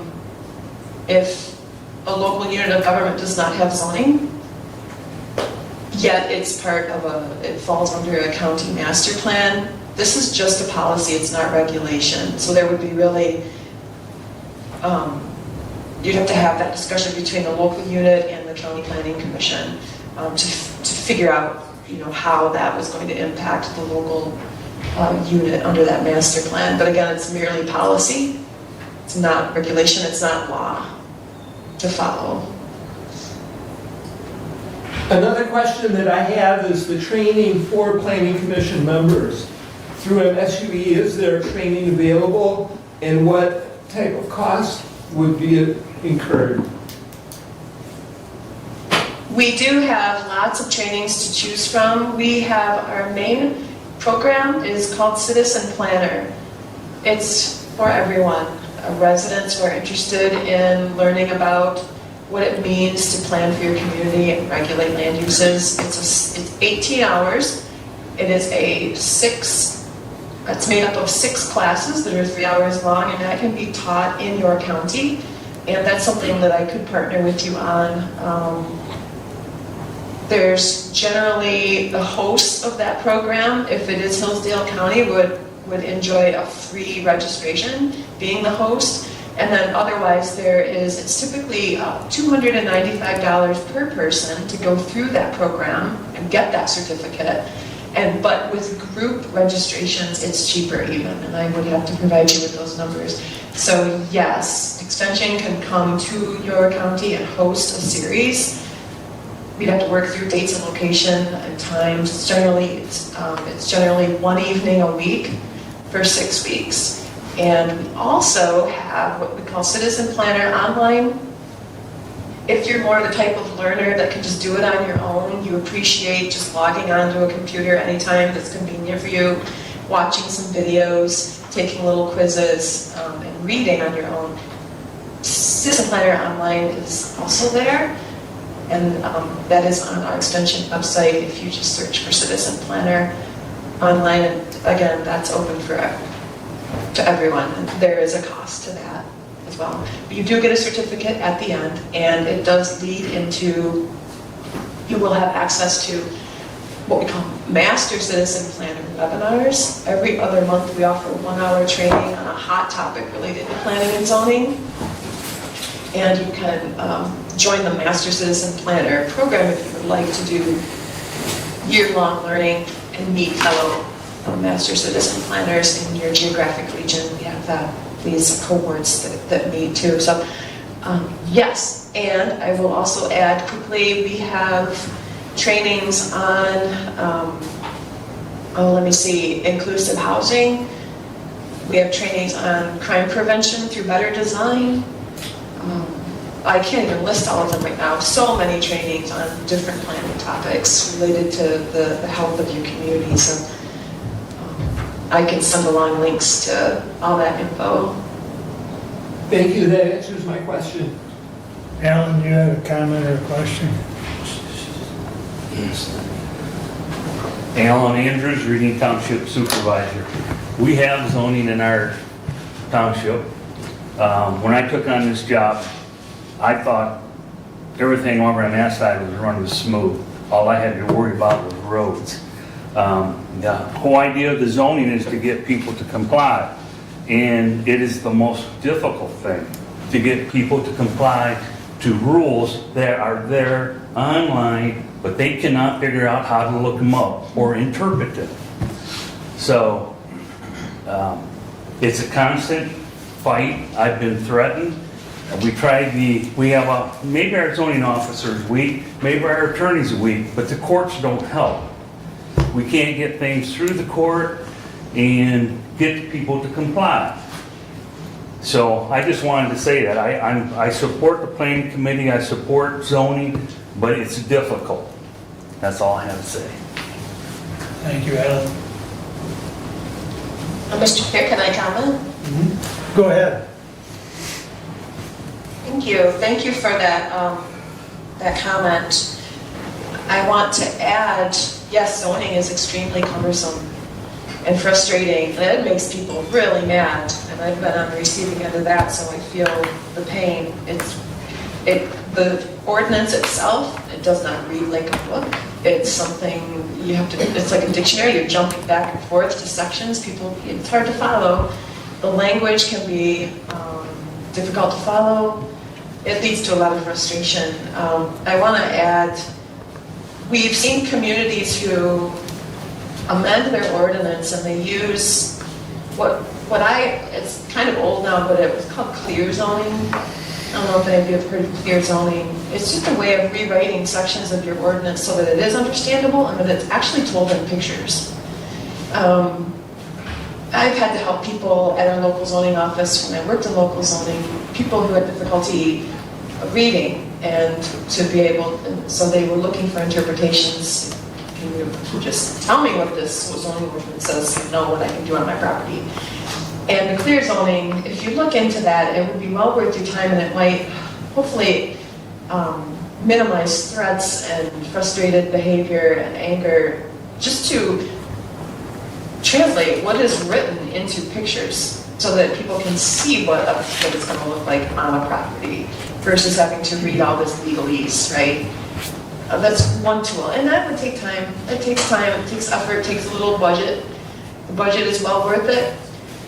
So just making that zoning ordinance a little more accessible is really a great thing to do. Secondly, I lose my train of thought. The legal issues that you talked about. It's hard to get anything through court. If you're seeing a lot of variances being applied for, and there's kind of a theme, like they want variances on kind of the same thing over and over, or if there's this theme of always having an issue with the ordinance, then we would say it's time to take a look at the ordinance itself, and it might need amending, it might need updating in order to not be such a roadblock, right? Still have zoning that's logical and it protects your community, but there might be some things that are outdated. Zoning doesn't necessarily change all the time with the way that people use their properties, so you want to be open to saying, this is a real theme. This is our 4th variance on this topic in like a year or more. Let's take a look at the ordinance and can we amend it so we stop getting all these variances? And there's something to that. So yeah, ordinance enforcement is a full-time job, and it takes a long time. It can take years to enforce an ordinance with someone. Junk ordinances help, nuisance ordinances help along with zoning, but yeah, I feel your pain. Thanks for sharing that story. Thank you. Any other comments from the board? Can I make a comment just on what she said, because she kind of misrepresented something that was going on. I'll allow it, James. It's just real quick. Come up to the podium, Yes, please. I apologize. 2 seconds. In my situation, the zoning took so long that there was no longer an active master plan, so there was no master plan to refer to. And my comment about the conflict of interest is germane to the community, because the community is so small, and we actually wanted to develop the property the way they had rezoned it, and we're just concerned that if it takes us a while to do this, these people all talk, they talk behind the scenes. What if somebody can prove that they talked? Because of the size of the community, and we just thought that maybe because of the size of the community it'd be a better idea to kind of get people who could have that possibility, not the actual thing, possibility out. Thank you. Okay, thank you, James. Any other comments while we're in the public hearing?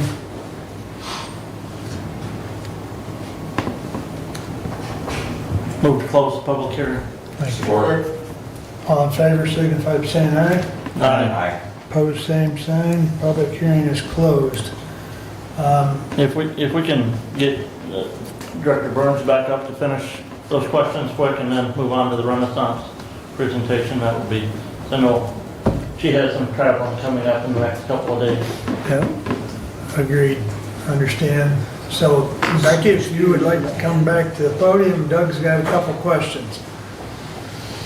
Yes, sir. Thank you.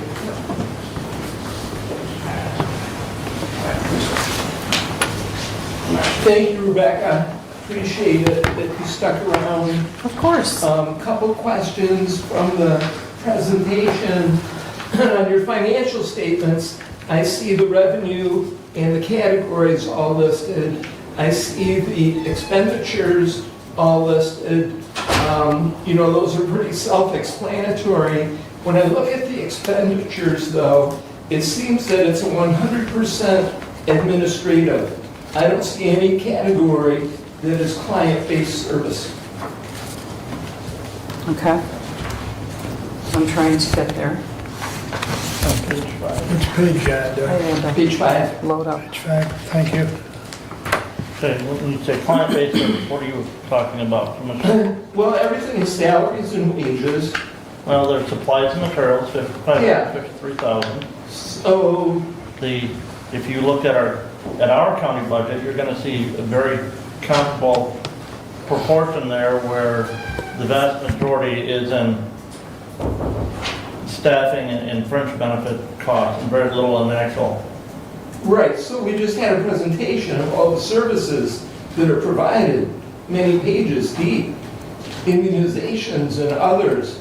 And I don't see where the service aspect, I don't know how those fit in to the expenditure side. Okay. So, as Commissioner Leininger mentioned, almost, most of the funds go to staff salaries and their supports. But for immunizations, for example, supplies and materials would account for the purchase of vaccines. Some of those vaccines we get at no cost to us, like COVID, for example. We didn't have to purchase those vaccines. They were paid for by the federal government and came down to us. So, that would be one example. So salaries and wages, fringe benefits, those are self-explanatory. Supplies and materials are going to be, the purchase of vaccines. It's going to be the purchase of sharps and all the stuff that we utilize to actually administer all of that programming. Contractual relates to the staff we brought on to support our COVID-19 response. That's a really large line that isn't normally that line when we're not operating in a pandemic. Travel and training, I think, are pretty self-explanatory. Repairs and maintenance are going to include things like that parking lot I mentioned in Three Rivers. It's going to include other repair and maintenance items on the other buildings that we have. Building equipment lease and rental is, for example, our Sturgis location where we lease. So if you need more information, we can certainly provide it. I guess I need more direction. Yeah, so like for example, personal health and disease prevention, I'm not sure where that would fit in expenditures. The immunizations you explained, hearing and vision, some of the actual health department that does the water testing and so on, and those type of activities are what I'm calling client services, and I'm not sure how they fit in when I read, the graph. Yeah, this doesn't give you very much information, right? It's just a really big snapshot. Okay. So our financial status reports and documents break that down by program area, and then, even further. So I can tell you exactly what we spend in salaries and wages for hearing and vision techs, and what the travel is for those folks. Okay, so that answers the question there. I do have another question. I attended a meeting last night in Adams Township of residents of high concern of a tent city.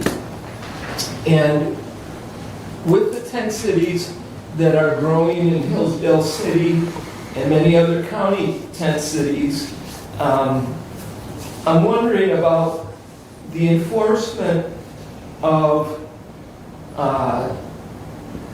what enforcement is available from Branch Hillsdale St. Joseph Community Health Agency, where their huge concern is sanitation in these areas.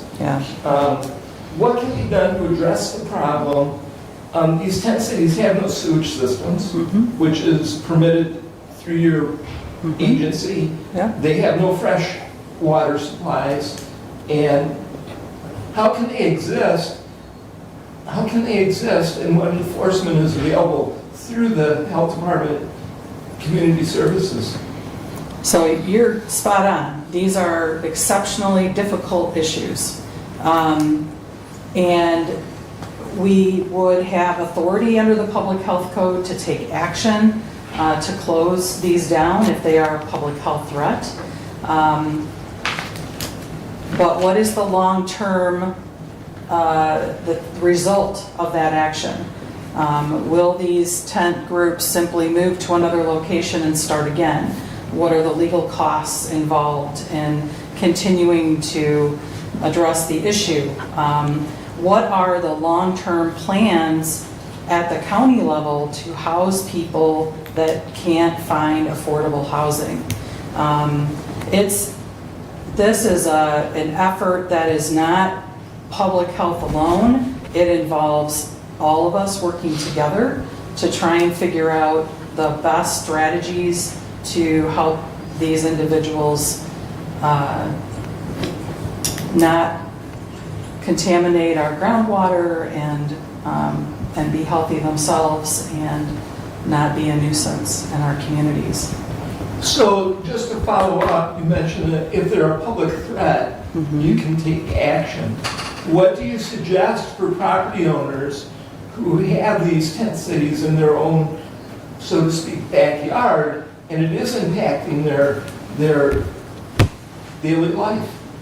So that they can reach out to our office, we can have a conversation about what's going on. I guess I would be wondering why a property owner is allowing people to stay on their property.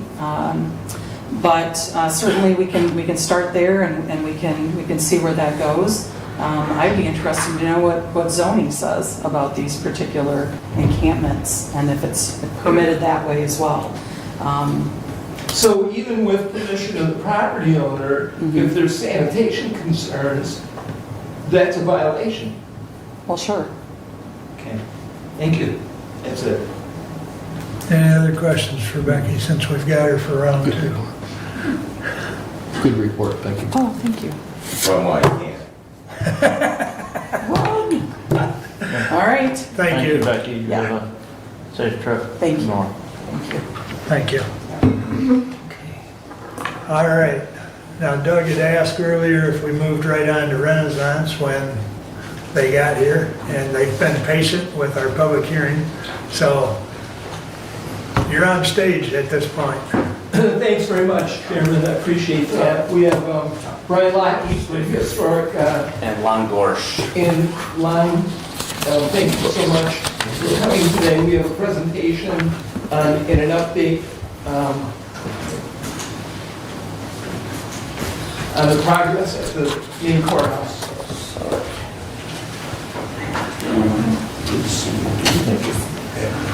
You've got 5 minutes, Brian. That's perfect for you. Good luck. Good luck. Thank you very much, goodbye. I just wanted to see your reaction. Good morning, everybody. What I've handed out to you is a quick 2 or 3 paragraph synopsis of where we stand with the masonry on the courthouse tower, and then a slew of photos kind of showing what we're going to be talking about. Lon is one of our masonry experts, so when it comes to the actual masonry part, I'm going to defer to his expertise. So I'll just read through it real quick. As Renaissance Historic Exteriors, RAG, has progressed on the project to do the masonry restoration of the clock tower at the Hillsdale County Courthouse, we have discovered that the condition of the existing stone is much worse than could have been revealed during the inspection process. On the surface areas, the stone is spalling from the sealer that was used on the stones when it was rehabbed, we think it was 30, 40 years ago. Literally causing the stones to crumble when we pulled them out to work on them. Another major issue is that there were very few steel rods or tiebacks in the original construction, and the severe water infiltration that has occurred due to decades of neglect has rotted the existing carbon steel ties and brick backup used to hold the stone to the building. As a result of these discoveries, the quantity of the stone orders has increased dramatically. The timeline for the stone orders is still 9 to 13 weeks, depending on the size and the profile of the unit needing to be replaced. Unfortunately, we can only order the new stones as they are uncovered and inspected individually, as the structural integrity of the tower must be maintained during this process. We are continuing to resurface as many stones as possible to save not only costs of additional new stones, but to offset the profiling of the new stones installed. The entire team at RHE is committed to completing this project as close to the original budget and timeline as is feasible, while maintaining the highest standards for quality, safety, and accepted historic preservation standards. These unforeseen challenges will increase the completion time of the project by up to 1 year. We also anticipate that there will be an additional cost between $500,000 and $1 million. As the amount of new stone needed for the tower is unknown until the work in any particular area has begun, it's really impossible for us to put an exact dollar amount on the changes. RHE will continue to provide regular updates as the project progresses.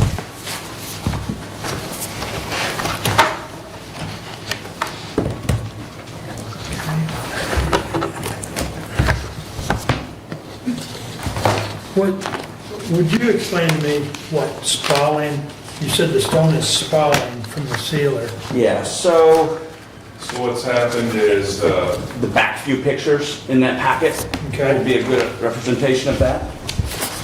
so, the stone is cut in two ways. Flurry cut stone is where the grain stands vertically, and those are the stones more susceptible to spalling. So what's happening is moisture is getting behind those, in particular the sealed layers. Moisture is getting behind there and it's trapped, freeze-thaw, freeze-thaw, freeze-thaw, and it pops off. Okay. You see that in the bed stone cut, Right. somewhat, but the moisture doesn't accumulate as bad in those types of stone that are cut that way. So spalling is basically the surface popping off from moisture. Okay. If you were to walk up to the main courthouse and you see all that popping off right there at the steps, that's what they're talking about. Okay. Right there. Okay. Part of that is also when they redid the work, and again, we don't have an exact date, and they put that sealant on there, it trapped moisture in there that caused a lot of that to happen. And then as we pull a stone out to work on it, it literally, there's nothing behind it. Yeah, the face pops off, Yeah. basically. Yeah. Okay. So. Okay. You're just a bearer of all kinds of good news today. Yes, I don't know if you want to kind of go through, the description here of what all those. One by one, whatever y'all want. Yeah, I guess The technical stuff. I don't want to spend a huge amount of time because we've still got several things to do yet today, but Sure. I would appreciate if you'd go through some of these pictures. Okay. And just give us a better explanation of what we're looking at. Okay. Well, we'll start at the beginning there. First picture, you can see the brick backup, it's called, right? So the stones are usually about 4 inches deep. And then you can see there is one iron clip there. Centered at the bottom. Center, just above the open window of the stone there. And then below that, you can see a spalled stone. So generally speaking, there are a few of these iron ties holding these stones on in places. What happens with the iron is they're exposed to the moisture as well, and it's a phenomenon called rust jacking. So as the steel or the iron rusts, it grows. So that can damage the stone and break joints apart and cause a problem that way. The next page there, you can see there's a stone on the scaffold that was there, and again, more just kind of the exposed back up. Spalled stones, patched stones. There's patching on the stone above there. So just a lot of just to give you a sense of the condition of how things are constructed there. Basically what's happened on the tower, because there is a lack of tiebacks and rods and things like that, and how the clock faces take up a big open hole, right? So anytime you want to replace a stone, there's stones above it, and there's nothing to hold those stones in place. anytime you jostle the stone, if there isn't enough tiebacks to keep that stone attached to the building, it will fall off. So we're basically kind of anytime you have an opportunity to start where there's nothing above it, where the sheet metal cornices are, you work your way down and then build it back up. There's no good way to take a stone out in the facade. The next photo there, you can see below there is the clock face opening. Above that is the wooden system for a cornice there. And then again, the brick backup is in pretty poor condition. It wasn't built very well in the first place, which we find that pretty common in this era. It's just my opinion that the architect worked states away a lot of times. They didn't go up here and check the work. There's a contractor that had built 3 or 4 of these in a row and finally figured out the cheapest, fastest way to do it, and that's what they did. But generally speaking, the higher up from the ground, the more shortcuts were taken. So that brick in that picture though will be, that'll all be repointed? Yeah, so the next photo there, you can see, this is at the base of the tower. You can see the round window there. Right. That at that level, it's being rebuilt. Okay. Above that, where the cornice is, that was rebuilt already, and then they're just in the process of rebuilding. The corner is almost complete there. So yeah, they're repointing all of that, removing the bad brick, and that was not in the cards to start with. So we could see that you've got an interior layer of brick, the stone, and then there was a whole nother layer of brick behind that stone. Right. That until you pull them off, you can't see it. And part of the reason for really going and rebuilding that whole layer, or even 2 layers deep in a lot of cases, is to provide a solid backup to reattach the stone with new stainless steel clips and rods and tiebacks. There again, so the next photo you can see with the 2x4 supporting the corbelled course of brick. There's a cornice there, and that steps out, and then the stone being put back fits where those 2x4s are. So on that level, that's all been rebuilt and ready for stone to go back. This next photo is actually upside down. That's okay. That black rod there, that's actually it's let into the brick there. Those go past the clock, and that's holding the wooden dome structure down to the steel just above the bell level. So there's tie rods that we're working around, and they've put some new paint on there. In a lot of cases, the hardware was serviceable. A lot of times it just looks awful, and you just clean it up and it's reusable. So in that case, that's what we've done there. The next photo again is just kind of a close-up looking down the face of a wall, showing the stone ashlar there, kind of in the gaps that vary behind the stones, and just kind of a lack of tiebacks, and you can kind of see a little bit of a bow on the wall there. So they're in the process there of rebuilding. It's a kind of a blurry picture, but you can see at the bottom there, that's at the base of the tower where it meets the roof. Those large OG stones, those curved stones at the bottom, were all in fairly good condition, and they are very large, and they tie back into the tower quite a way. So we're not having to replace those, but anything above that has had a lot of work to do. Are any of those loose? No. And we're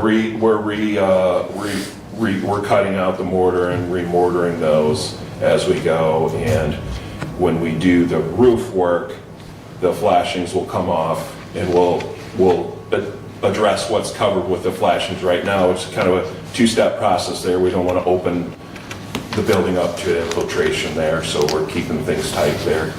But yeah, we'll get another look at the base of those stones as we take the flashings off. There again is another photo of, you know, you can see the steel beams that are supporting the tower, poking the ends, poking through the wall there. So those columns, or those steel beams go across that open area and support the tower. The stone columns on the tower actually rest on those steel beams. On the left side there, you can see the ends of the webs of the I-beams. Yeah, and then so about that's one of the small windows on the corners of the tower at the clock level. Again, a big spalling stone there. Most cases we're not able to resurface that, and we knew going in that we weren't going to be doing much, if any, patching, if at all possible.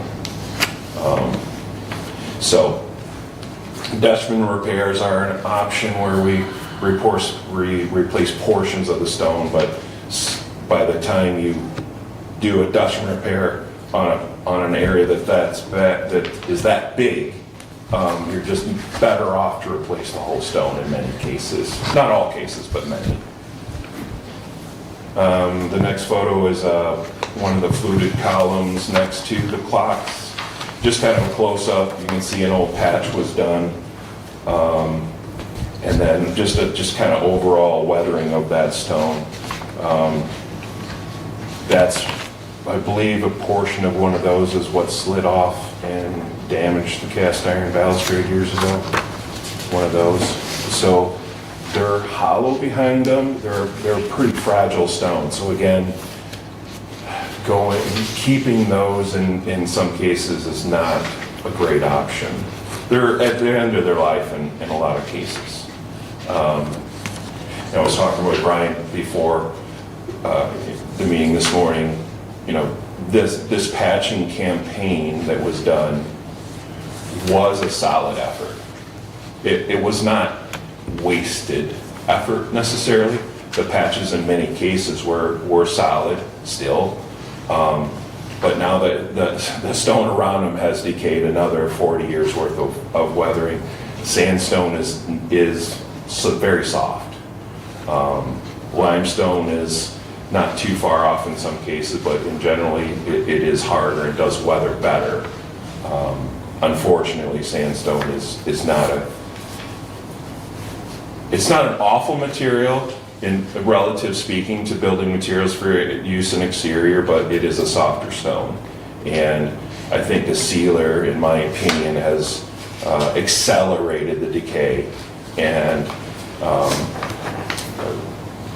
I've heard it said that, for a period of time it was better living through chemistry was the idea. And that's borne out to be not a great approach. It can cause more damage than long-term benefit. So again, just another picture of one of those fluted column stones. You can see a patched area and just kind of the general erosion of them, and then the backup that's being repaired. We're having to.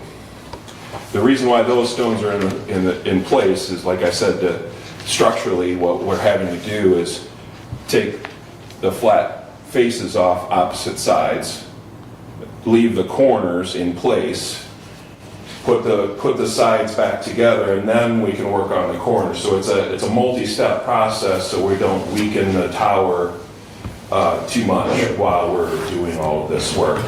So it's not like we can just wholesale tear the thing apart and put it back together. So all of these lead times stack up. We haven't identified everything. We don't want to just say, okay, we're going to order all new everything today, and then find out we can reuse 25, 30%, or whatever the number is, in fact.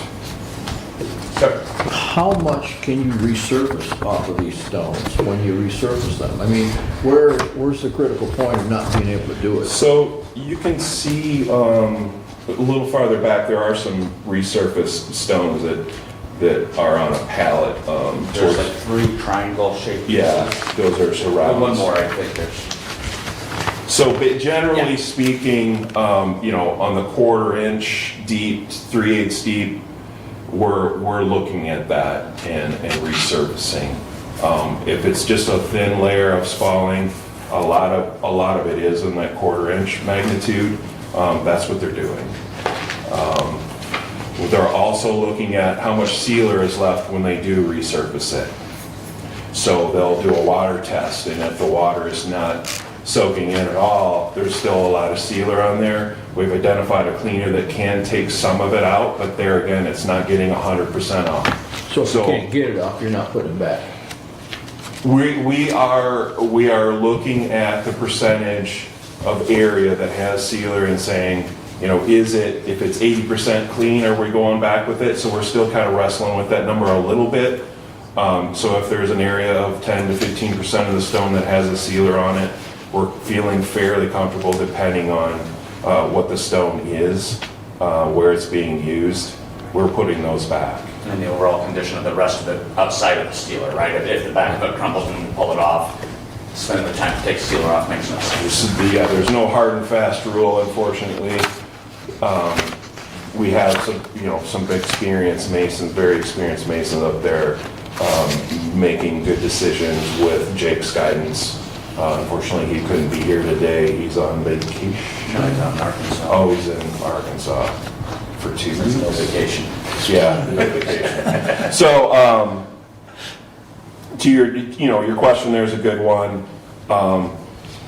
It really is on a case-by-case, stone-by-stone basis whether we feel like resurfacing is a good option there. Any of the profiled stones, if they're flat stones, the cost of the stone is relatively inexpensive.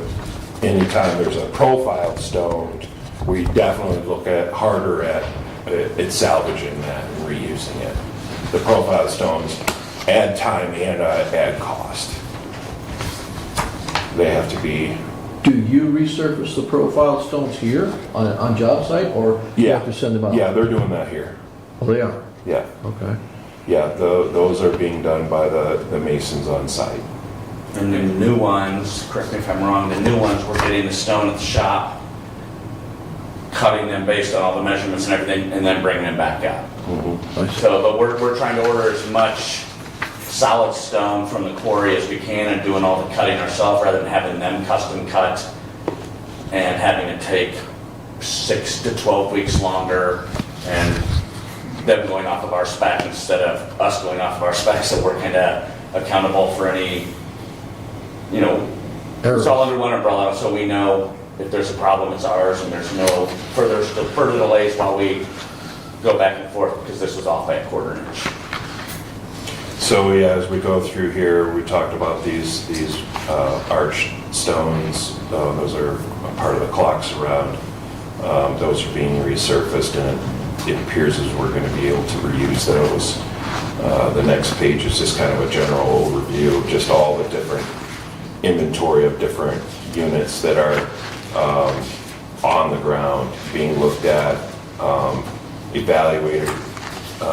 They're identifying the stone that they feel needs to be replaced and resurfaced and reused. And Jake, again, he's reviewing that as we go. The next page there, you can see a couple of those stones with order notes on them. So those have so much patching and so deep that, it's just they're not feasible to be reused. So in our effort to, like I said, rebuild sides, we were taking some stones from a side that's torn apart currently and repurposing them on another to try to take spare parts, so to speak, and rebuild as much as we can without just getting stuck in the mud waiting for materials. Yeah, the last page again is just examples of the profile stones that are just in really poor condition.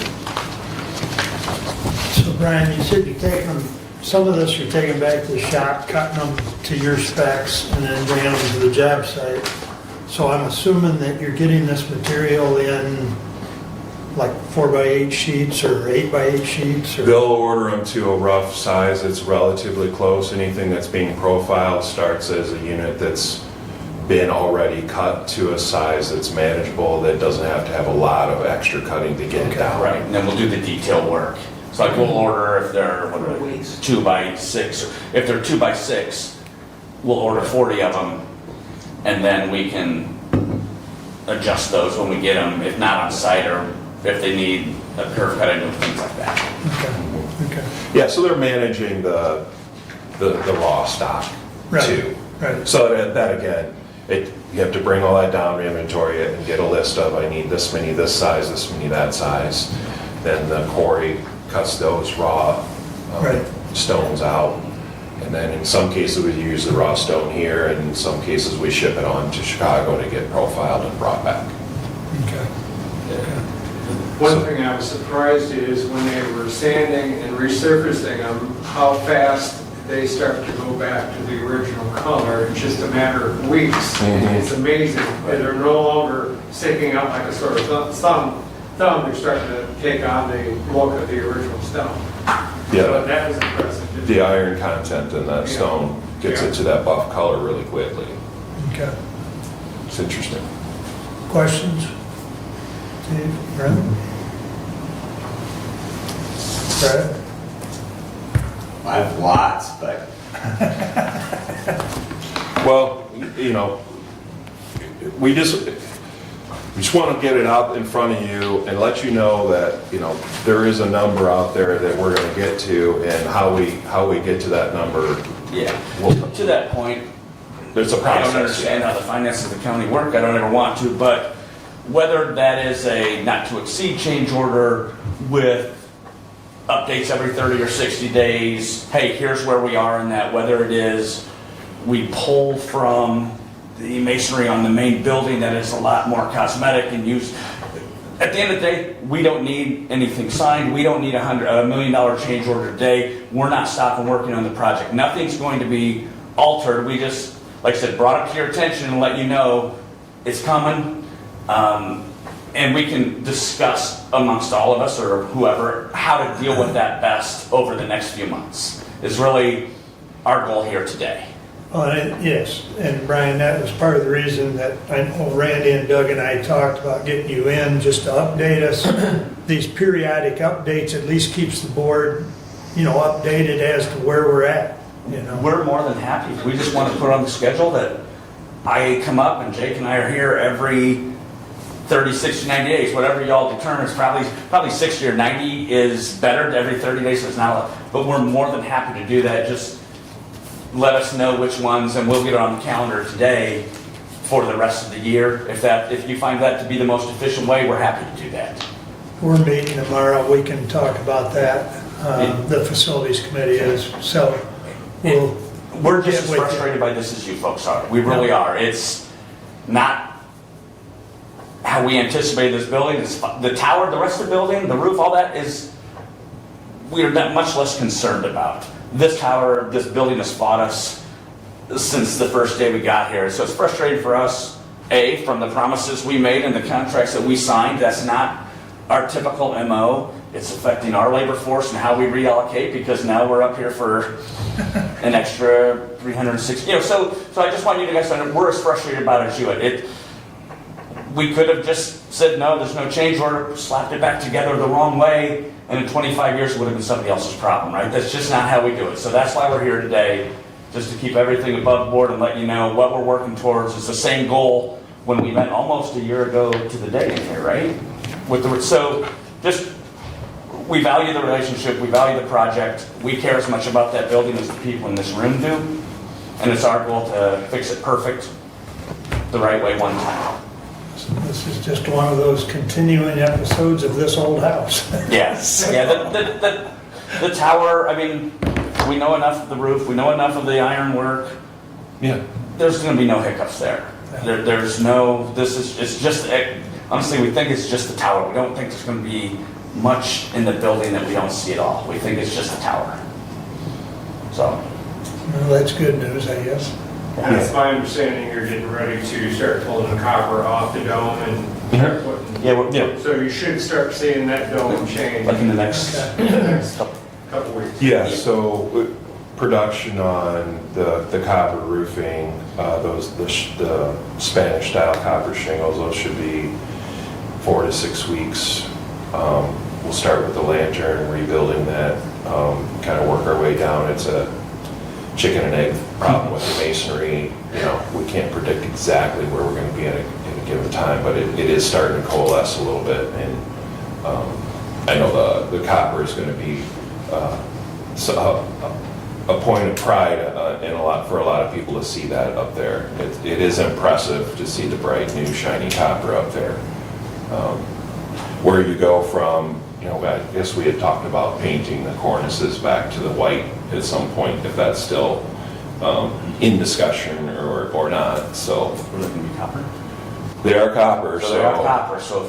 Everything was copper. So we have to come back and paint it. I thought you were right there, Brett. I thought that was the decision way too, but again, not a decision that needs to be made today. Just we'll communicate.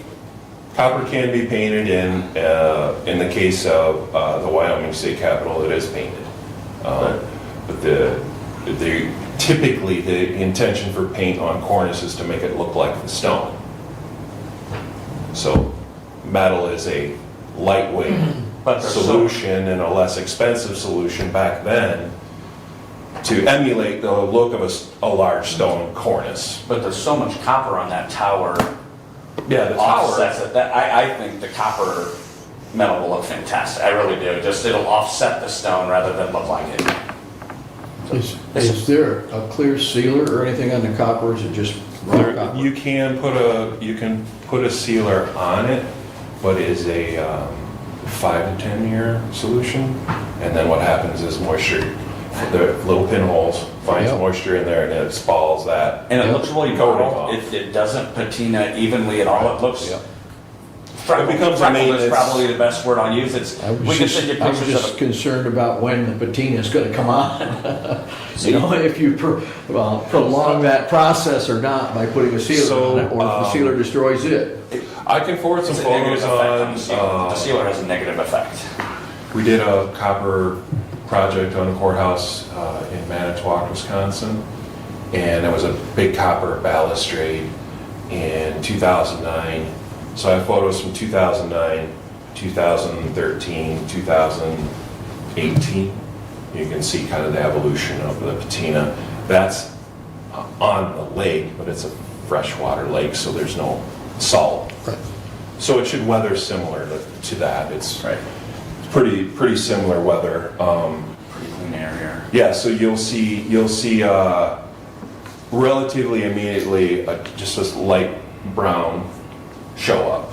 Anytime it rains, it starts turning, but it'll look relatively shiny for probably 1 to 3 years, and then it will start turning a dark brown, bronze color. You'll see areas that are darker than others, and then in that 5 to 8 years, it will really start to get a real uniform, and you'll even see some green when you walk up on it in places like up on the shelves. If you were able to get up there where water sits, it'll start turning that green color. The bright green, that roof may get there, but there's less sulfur in the air than there was when everyone was heating with coal in the neighborhood.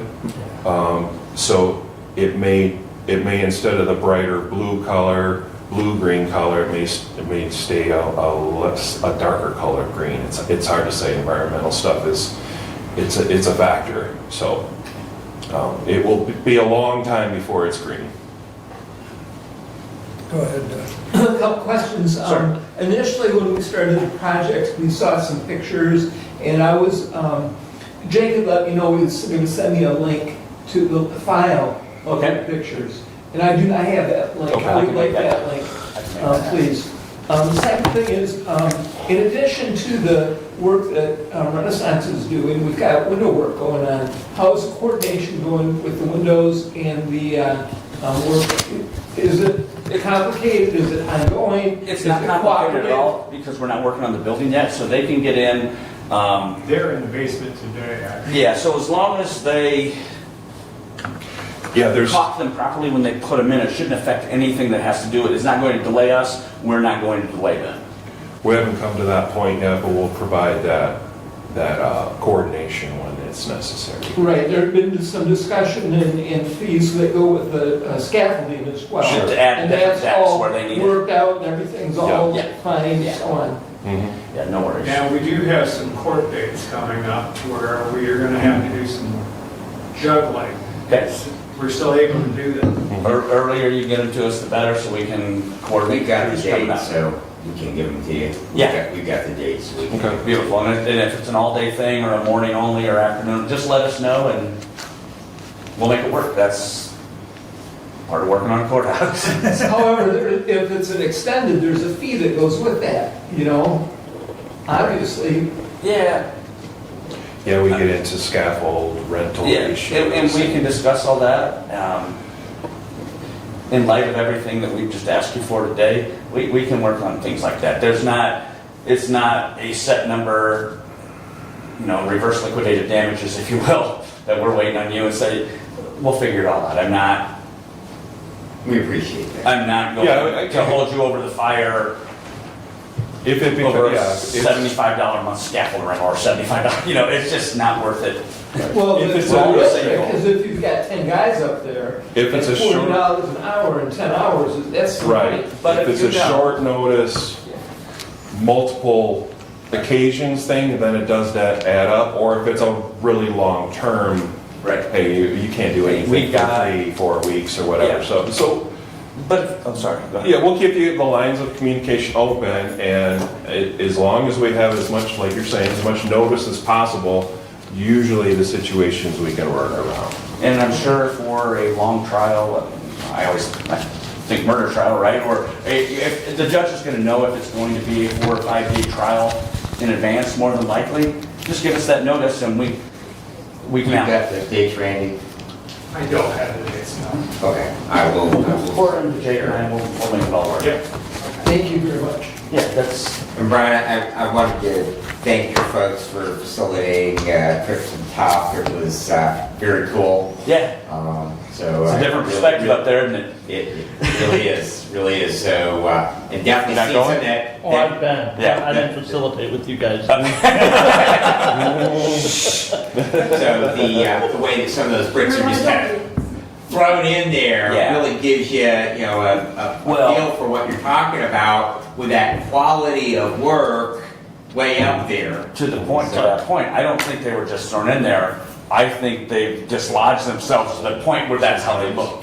I think it's deteriorated to the point that it looks haphazard as opposed, I think originally it looked perfect. So one of the things that we're able to do now easier, is keep kind of a record of how things are being put together. So we're taking photos, kind of holding ourselves accountable here so we can see what's going on. Jake makes regular visits. Martin is very responsible. Like I was saying, 120 years ago, no one saw it. Yeah. Being able to pull this out and take 40 pictures at the beginning of the day, at noon, and at the end of the day is really helpful as far as tracking progress, maintaining. We're doing the Kentucky State And I've been Cap. talking with your crew, and they're talking about taking 2 of us up later. So to that point, has the communication with you been Yeah. above board and what you expect it to be? Oh, yeah. So, On another clear day, I want to go back up. all right, well, in all fairness, Brett, we'd like you to coordinate that with us. We'd like to get you in a hard hat and a safety vest. Well, just remember as well, it's not Cedar Point. You know, we're going up there for a purpose, if that's the case. Yeah, so. Why has it got to be on a clear day? I can see my house from here, right? A 5-mile-an-hour difference in the wind might change your opinion up there. Any other pertinent questions? Okay, I think we'll work on an plan update moving date. forward. Yeah, And perfect. we'll get those court dates to you, and And we'll take it from there. very good. Thank you all very much. Enjoy. Thank you both. I request 5 minutes. 5-minute break. We'll reconvene in 5 minutes. Perfect timing.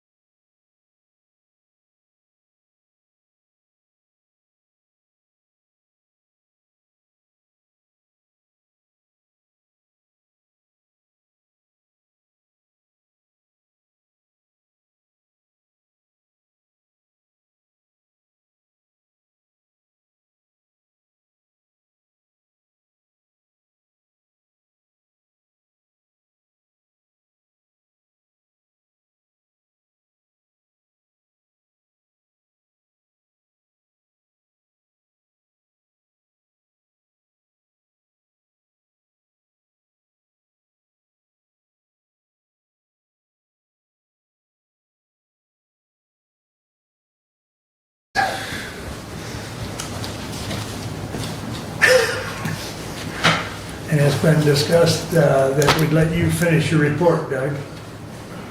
Okay. So you're up right away. All right, let me change gears.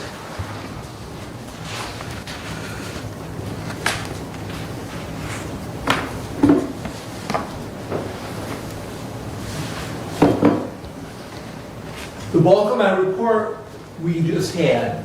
That's the bulk of my report.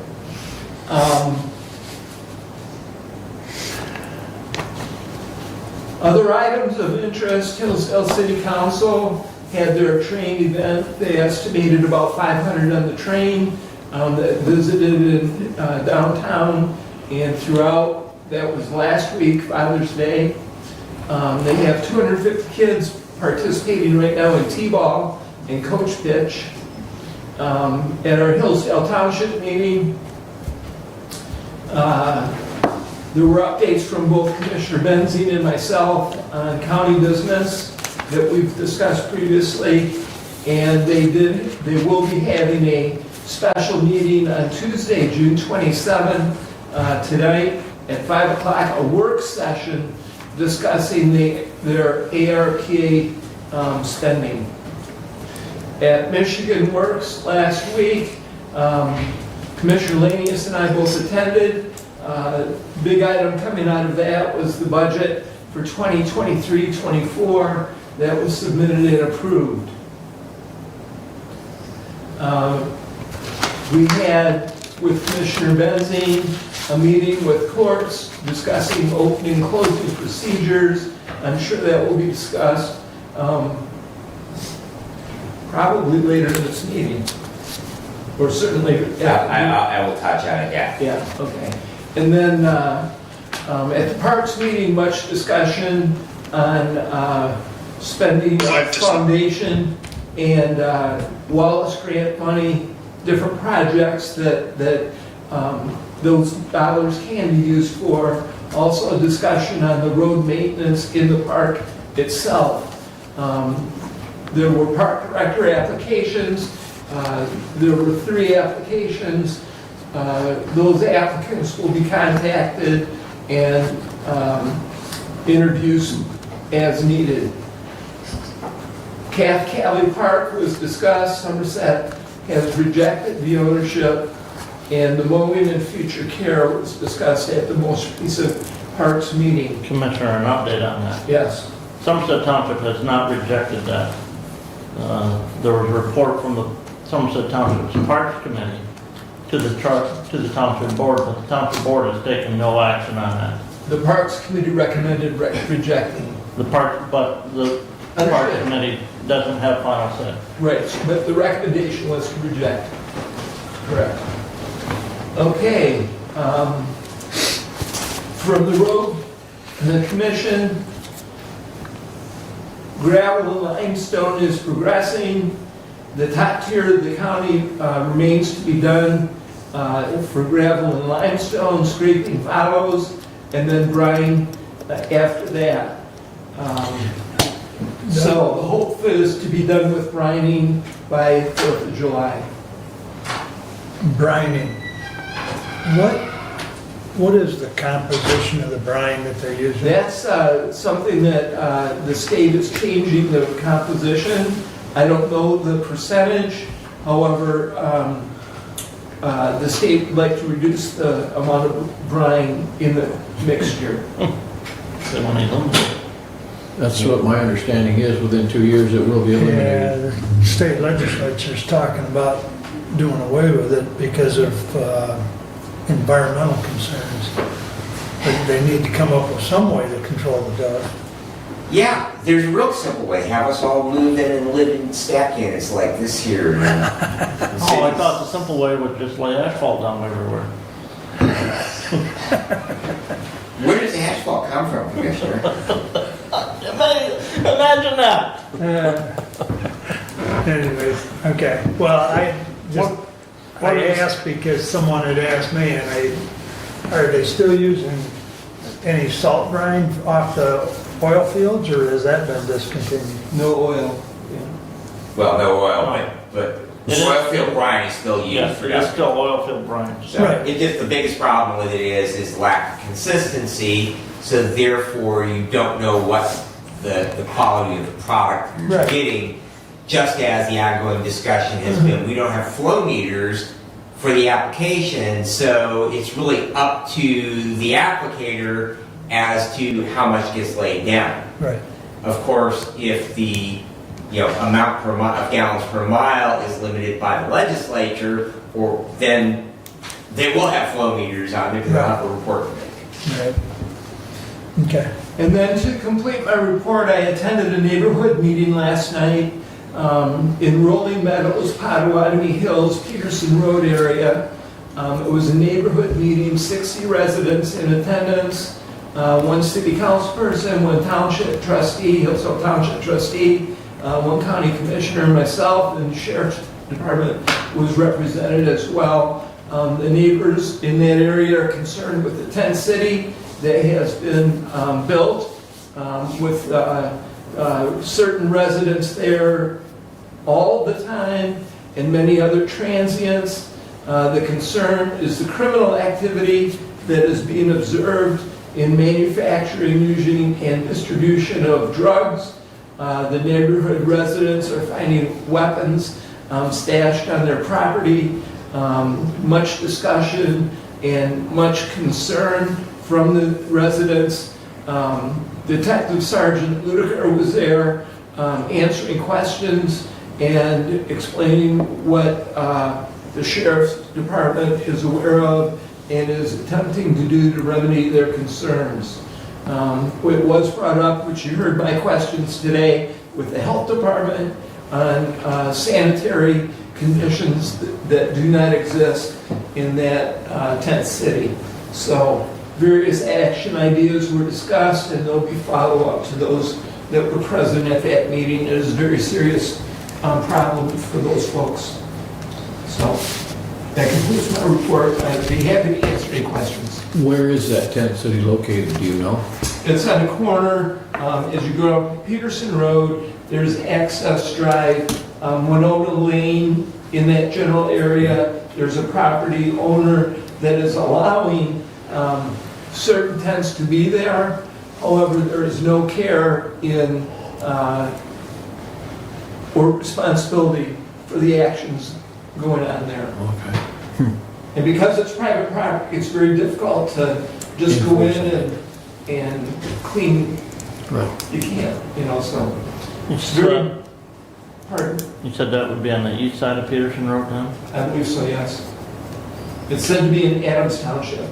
That's not Adams That Township. that's, well, that corner right there is kind of an interesting corner, but so the township line is Peterson Road. So, but if it is on the west side, it would be Hillsdale, and if it's on the east side, it would be Adams. So, but then... Regardless of exactly where the geography is, the concern is huge. There's folks wandering in through backyards, they're coming out of the woods, their residents do not feel safe in that area, and they're very concerned about the activities, and so I report that. Any other comments or questions for Doug? Thank you. All right, go back up and start with Brad and work our way down. All right, we'll come right out of the gate. I'm going to start with a motion. I would move that the Hillsdale County Planning Commission Ordinance 2021-1B repeal with an effective date of July 1st, 2023. You got that written down? Yep. Oh, that would be excellent, thank you. But I have to have it back because I have more. Emailing ahead of time would also be excellent.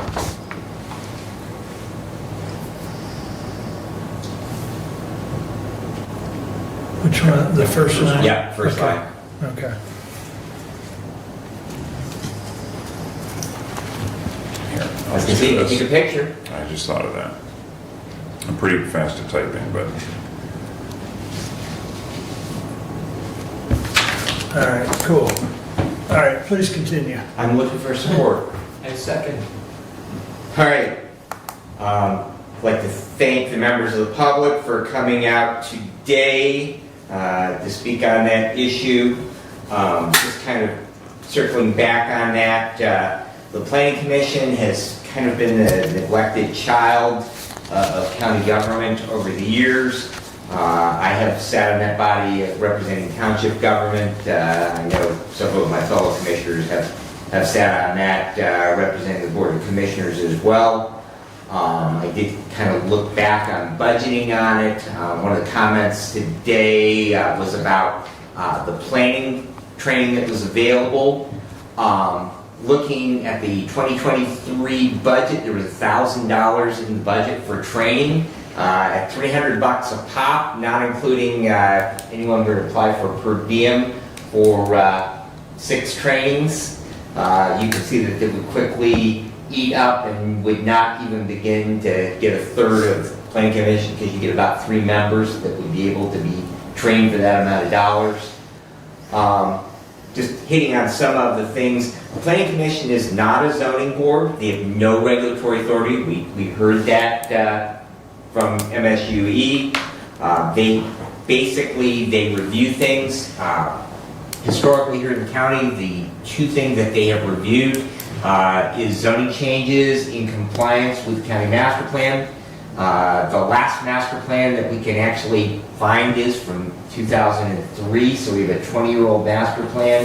There are a lot of zoning changes over the years in that 20-year period. And one of the comments that I heard from one of my supervisors in one of my zone townships is, oh, if you do away with the Planning Commission, then if we send off changes in our local zoning, it won't disappear into the black hole to never be heard or reply back on it again. Speaking to local control, disbanding our Planning Commission will actually give more local control.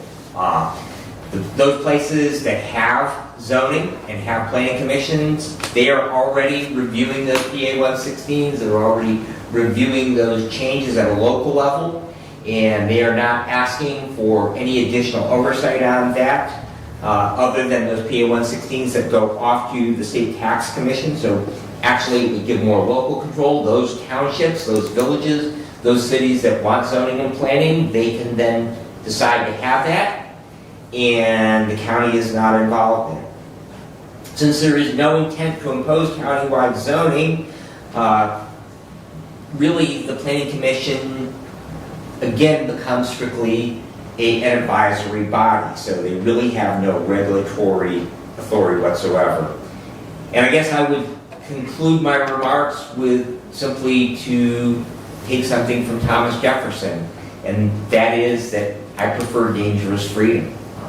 That sometimes the chaos of having less regulation, less control is a preferable thing to have. I look forward to hearing from my fellow commissioners. Comment? I do have a comment, and we had a question from the chair at the last meeting regarding the grant and the status of the grant. I was wondering if we had a chance to get with Mr. Caswell. I've talked to Mr. Caswell. He doesn't know, and he suggested I reach out to MAC, which I have done, and now they've referred me to another person within MAC who is more of a grant specialist that may be able to answer the question, and so I have not gotten my answer completely answered. The one thing, my understanding from talking to him was that the 5-year plan did go to the Planning Commission. You know, the 5-year plan that he created for the parks did go to the Planning Commission, and they signed off on it. Now, does that impact? Could that go away? Yeah, I don't know, and he didn't know. So I indicated to Brad earlier today that I need to reach out to that gal now that I got an email address on her up to MAC. So that's where that's at. So my comment would be this, and Commissioner Benzine, I appreciate you having the budget with you. You know, there are dollars available for training that are not being utilized, and I think that pathway is a good pathway. And if it's not enough to train everybody, it's important to get maybe the chairman trained. Use a portion of the money that is available. We're coming into the 2024 budget season. I don't know, I know there are a lot of demands on the budget. I don't know where it will end up, but there is money available. And in fact, while it's got $1,000 here for seminars and education, there's also $1,300 for special projects. There's other travel and mileage, certain postage. You know, there's money that can be spent for training, and I think that that would be a pathway that at this time is a positive to see where that goes.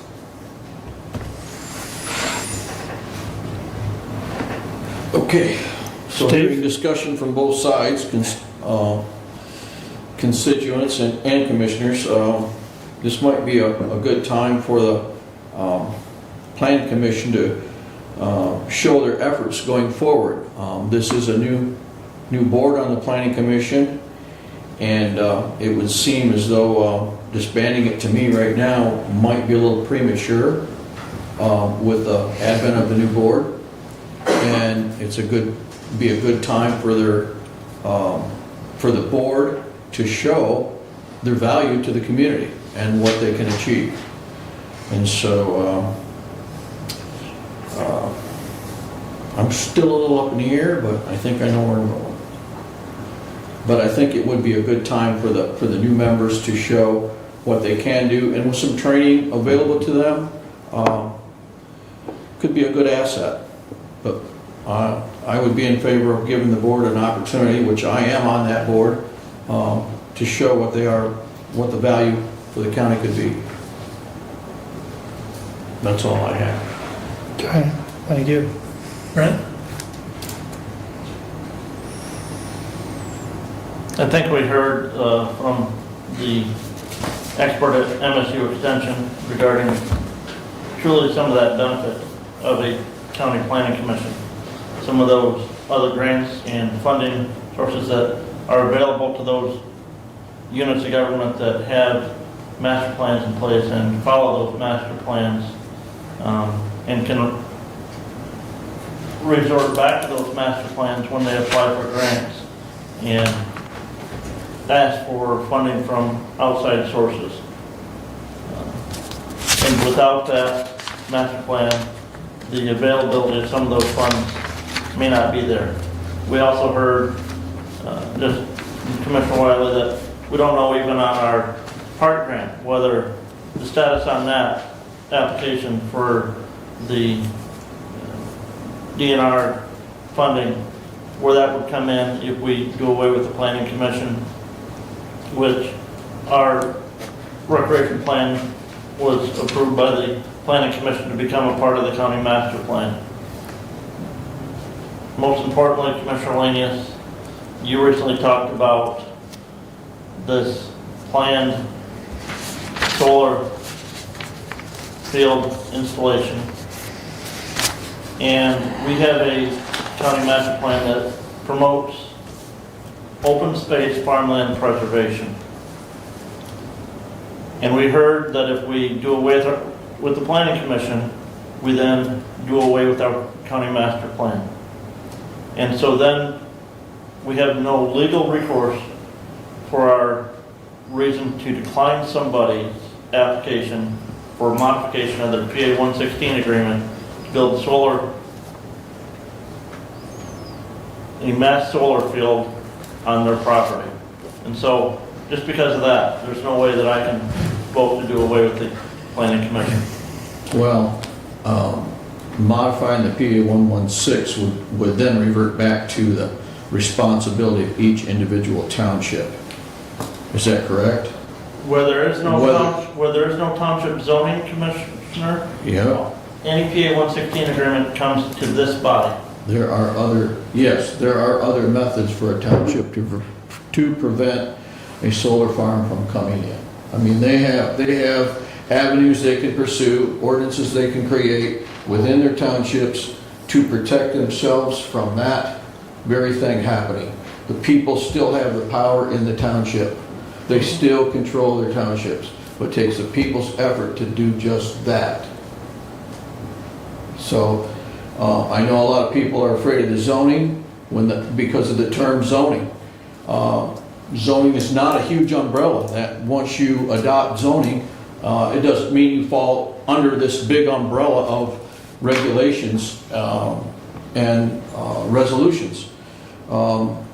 Zoning is controlled by each individual township, and they can determine what they want for zoning or what they don't want for zoning.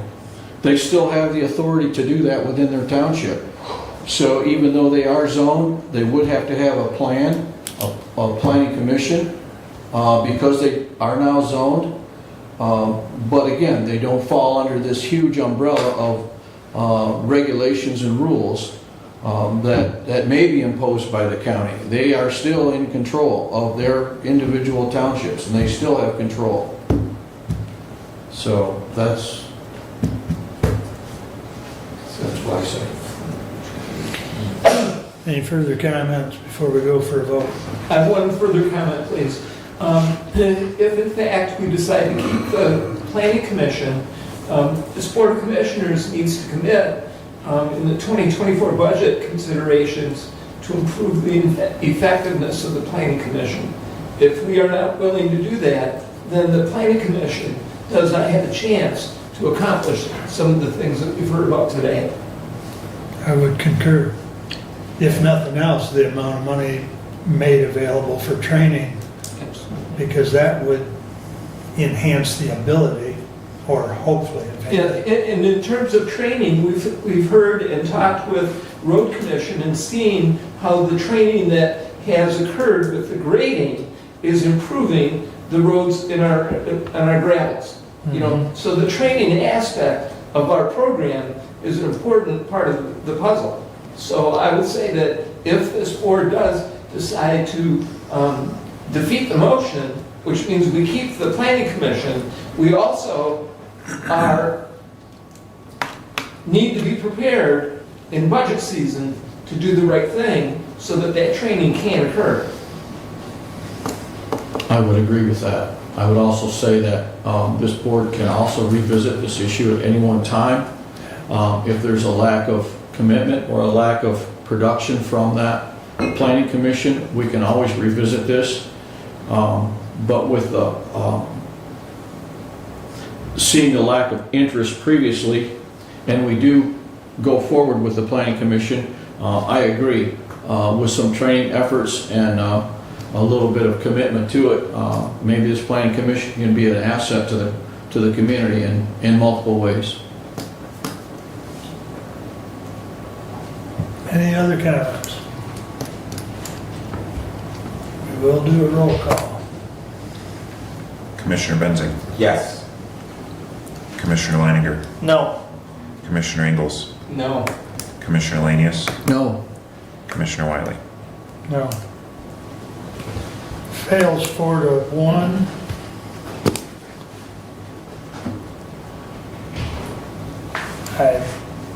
You still have the floor, sir. Thank you very much. The Emergency Health Services Board met on June the 14th. Work continues to secure a lease for the property the Bunny Hill Tower sits on.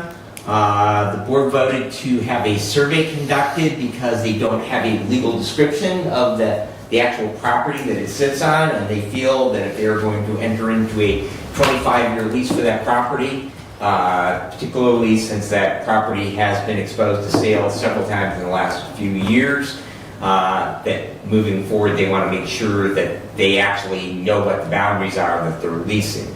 Any comment, Commissioner? Before we get too far and I forget it, yes. The age is creeping up. You mentioned a 25-year lease. I know part of the talk with the 800 megahertz system is that we wouldn't be using that location in the future. If we had that 800 meg, will that lease allow an early opt-out? Even if it does not, the the lease is $1 a year. Okay. So the cost, in fact, my suggestion to the board was they cut a check for 25 years because the cost to cut a check is, if you do that 25 times at $7 to $10 a check versus cutting one. No. So regardless, and there would have to be, you know, some talk of dismantling that tower, or someone else would be interested in purchasing that tower. So there is that. Question answered, thank you. You're very welcome. All right, and the board is currently looking at vendors for replacement of their current ID systems, CAD or computer-aided dispatch software. That is a long-term project, but they are looking at some possible different vendors. One of the talk is to use a similar vendor that some of our surrounding counties do, because right now the way that it will work is that if our dispatch center was unable to be used, we could then relocate to an adjoining county and still be able to dispatch, and our dispatchers basically could plug in and log in. So the idea of having that similar software between the counties is a good thing. I did have in my notes that I had not received a response from Senator Bellino's office. However, I did email them yesterday, and I did receive this at 9:18 this morning from his chief of staff. He wanted to let me know that Senator Bellino is still working on the issue, but to be frank, he does not believe it will be included in the fiscal year 24 budget. The majority party was giving us no indications that will be included in this budget. However, details are still being finalized, and the senator is still working on it. So it continues until that budget last minute is done, but at this point, the answer is it does not look that is going to be a source of funding for the project. Commissioner Wall and I attended Mental Health First Aid on June the 15th, and I felt it was a day well spent. I did get some feedback from a few other people. They felt perhaps the training could have been shorter. I know that it could have been shortened had we done a hybridized rather than all in-person class. That would be one way to make the training, but I do feel it was time very well spent, and I don't know if Commissioner Raleigh has anything under his report on that, but it was good and well attended. We filled up the conference room pretty nicely out there. And as Commissioner Ingles mentioned earlier, he and I met with Judge Lisney, Sheriff Hotchar, Laura Ray, Dave Holcomb, and Randy Finley regarding establishing a procedure for opening and closing the court facilities on a daily basis. Continues to be some concerns with regard to security of the building as to not having necessarily a uniform opening time, and so consequently the same thing with who locks the doors at night and who makes sure that the building is actually cleared out of members of the public at the end of the day. The sheriff has agreed that we actually have 2 bailiffs now. We have one at circuit court, we have one at district court, because that they do not have an unpaid lunch hour, that we don't want to get into an overtime, so we're going to have to do some overlapping of using them and stagger their start times. But basically he has agreed that we will have a bailiff that will, number one, unlock the doors. The doors will be unlocked to the public at 8:30 in the morning. Any of our employees who need access to the building earlier than that they can use their ID card, and that would allow them into the building regardless. The alarm, when it is on, they would have to disable the alarm, but the alarm will actually be automated to shut off at a time earlier than that.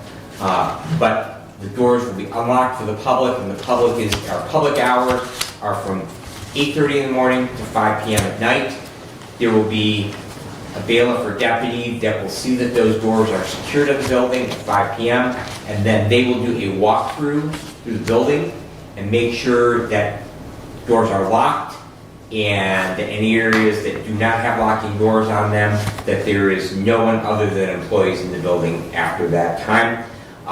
We actually are going to be crafting a policy on that will go to the security committee meeting, which meets in July.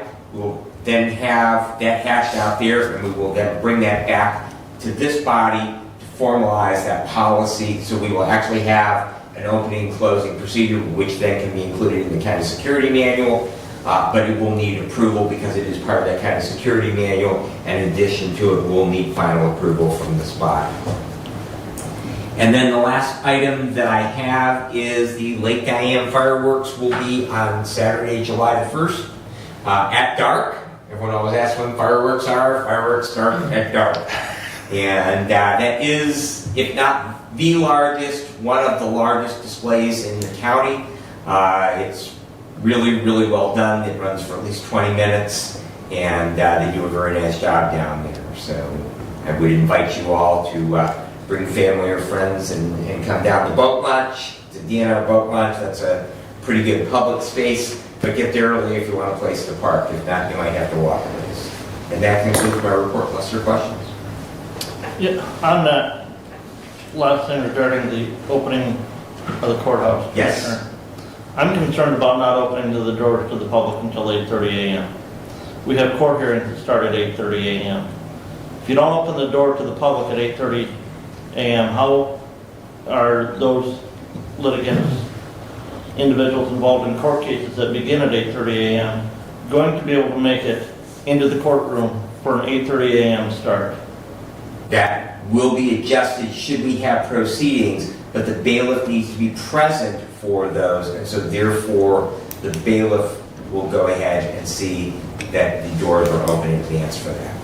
But that would be, our public hours are from 8:30 a.m. to 5 p.m. But that's an inconsistent opening. That's a hit and miss deal.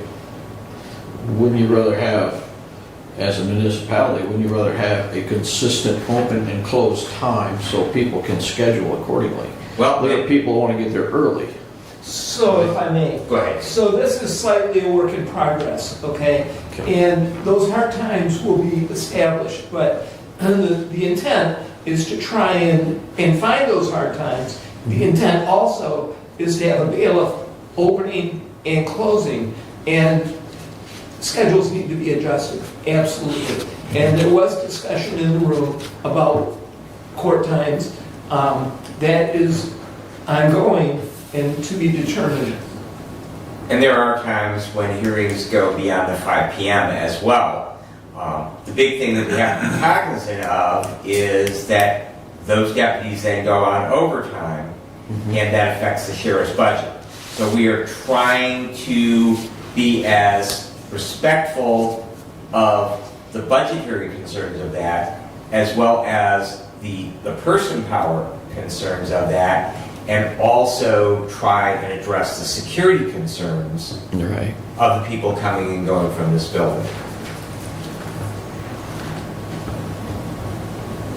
Okay, anything else? Brent, you're up next. I would move to take resolution 23094 from the table. Support. All in favor, signify by saying aye. Aye. Opposed, same sign. Resolution 23094 is off the table. Please proceed. The resolution was introduced last meeting, was to pay Michigan Township Association annual membership dues of $2,500. As a reminder for those commissioners who don't, I don't have a copy of that. Okay, right here in front of me right now, maybe Mr. Reeve does. And that would be paying that $2,500 from the budgeted line item underneath the commissioner's budget for those memberships and dues, account number 101.101.00-810.000. I did get a chance to talk with Neil Sheridan, I do believe the executive director of the Michigan Township Association, yesterday. And at the county level, they're not doing a tiered type membership dues allocation.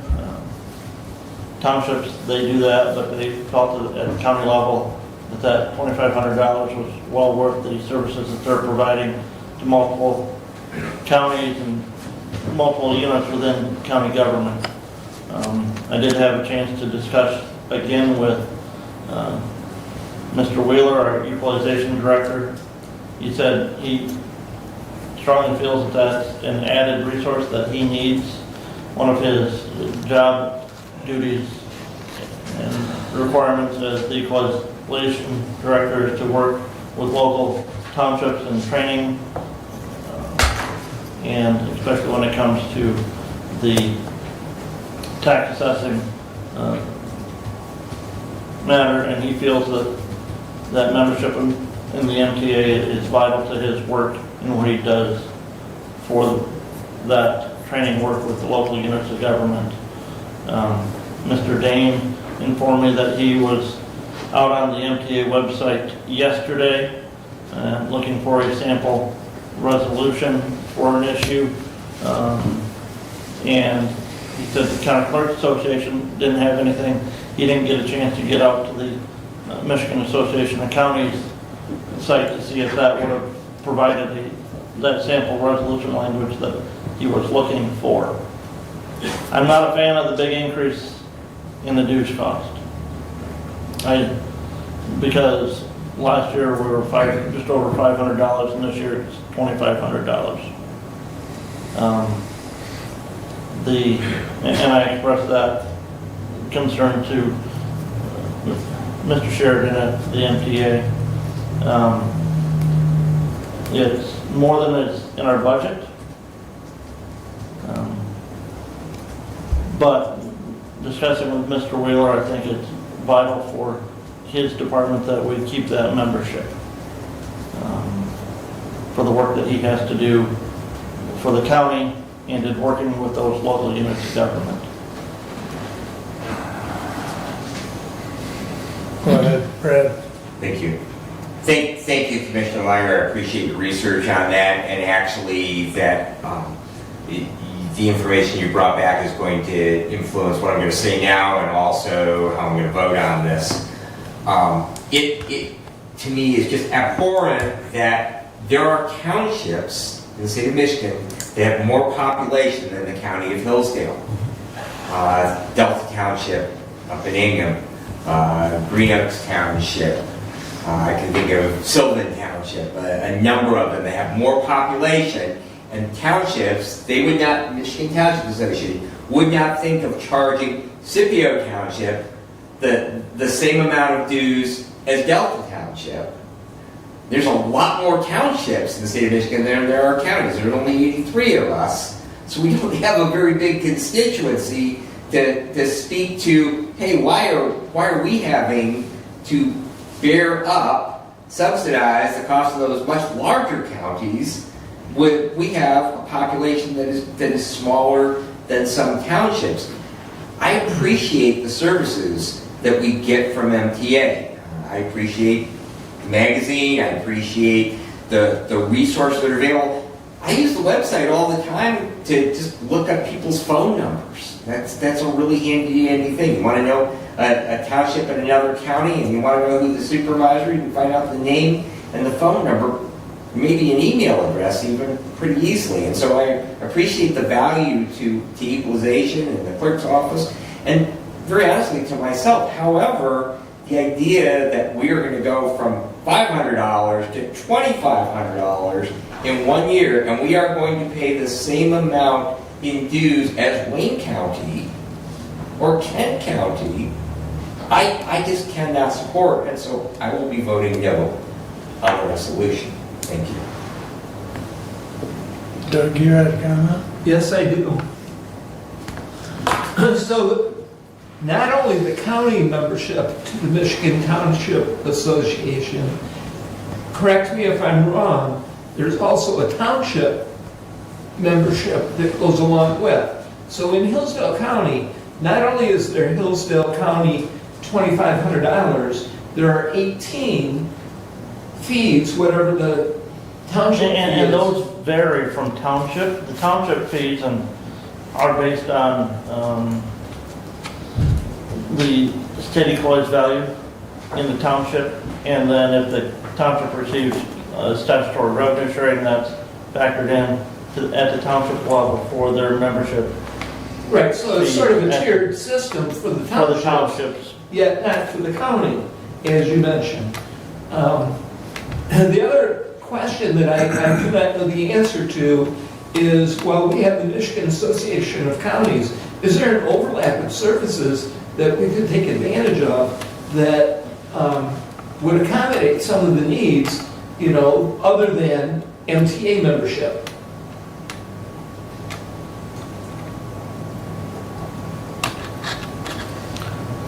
Comment? That's a good question. Yeah, it is a good question. And is another question that goes with, is there a timeline for this specific dues? Their due year is July 1 to June 30. In our budget year, this doesn't fit. It doesn't, and in the email that Mr. Finnegan had sent a couple of weeks ago to Abe, and I think Abe had forwarded that to all of us, that MTA realizes that this is a significant change to their dues structure for counties and would be willing to work out something where there may be a partial year membership paid now that we could then work into budgetary constraints and pay the remainder in our next fiscal year. 16 or 6 months now, 18 months later. I did, and again, talking with Director Wheeler, he might be able to find some limited funding in his budget to help offset some of that cost as well. Again, because of that training and work that he does at the township level, the people that he's working with are going out and looking at that MTA website. And if you're training those individuals, at times you need to be able to look at that same website to be able to help them find the information that they need. And if we say, well, you've got to go, we're going to use that Michigan Association of Counties, well, those townships don't have membership with MAC. And so when Director Wheeler is working with those assessors, supervisors, how is he going to point them in the right direction on the MTA website if he doesn't have access to it? If he's going from township to township and training it and helping out, could he not use their? A lot of times those trainings are held here, sir. Okay. Well, there's an upcoming training for board review members. I forget. Yes. Or it's a WebEx training. So yeah. Could he still not use their subscriptions? We've got 18 townships paying for the services, and if he's going from township to township, could he not rely on their subscription? And then we wouldn't even have to pay him $500 for a subscription. I would say no, because when it comes to online security and stuff like that, a lot of that deals with a username and password. And we have a county policy. Even within the county, you don't share your username and password with anybody else. Okay. And so I would hope that townships have that same policy. You don't share your username and password with anybody else. And we So don't there's no know, way for them to use their subscriptions. we don't know as well if 18 counties participate, 18 townships. or 18 townships participate in MTA. Do we? No, we don't know that. I don't. Cinda's nodding her head, yes. They do? I know I'm out of order, but can I say one thing? Go ahead. If the township doesn't belong to MTA, the clerk might as well resign. That's how helpful that is.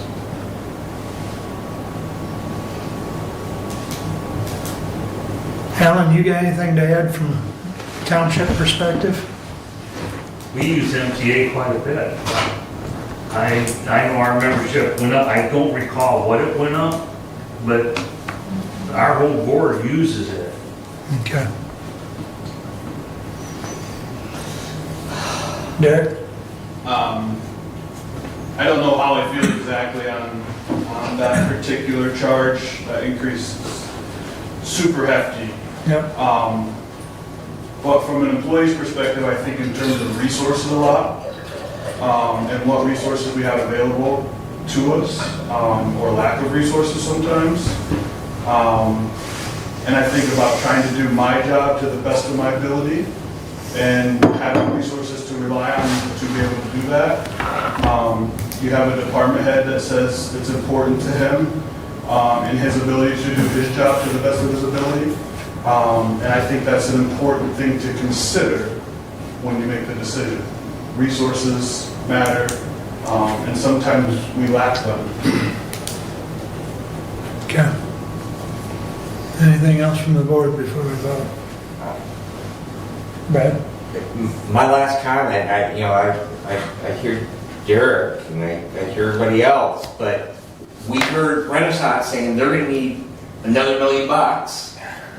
We just voted, this body, 1-4, to increase the budget for the planning commission, because like it or not, you're going to have to hire somebody, whether it's MSUE or it's Region 2, we saw the quote, $15,000, and you're going to have to hire an employee to do all those mailings, because when you update the master plan, every single unit has to be notified, and not just once, multiple times.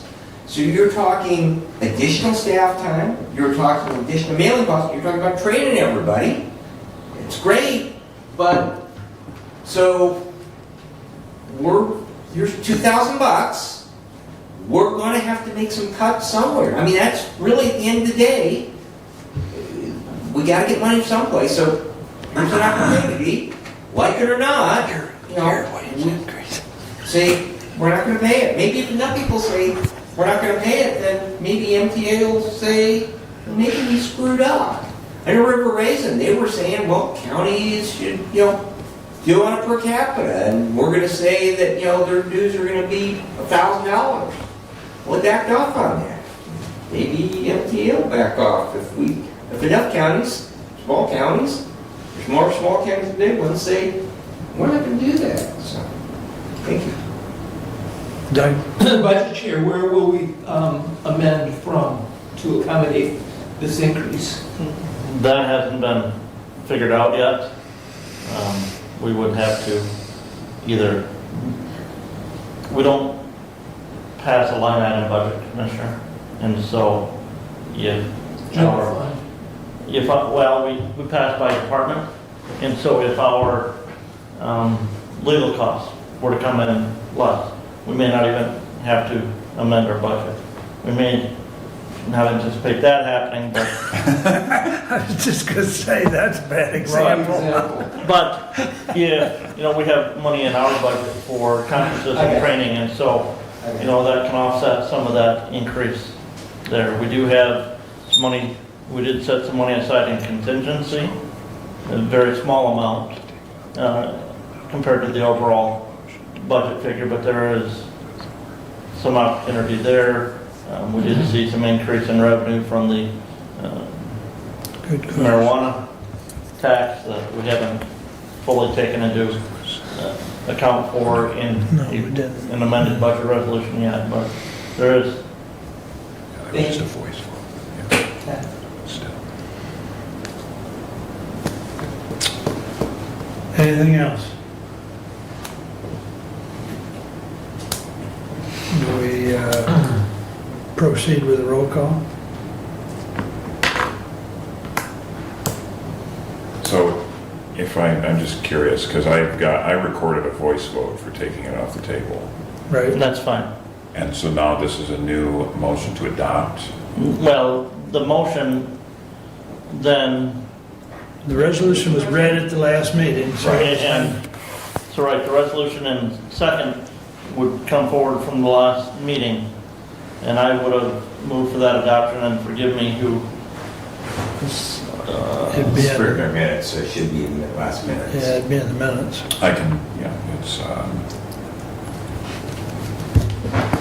It was Brad supported. So it's on the floor through the whole process of moved, supported, then a voice vote off to bring it off the table. So we can just proceed with the roll call vote on the resolution as it was read.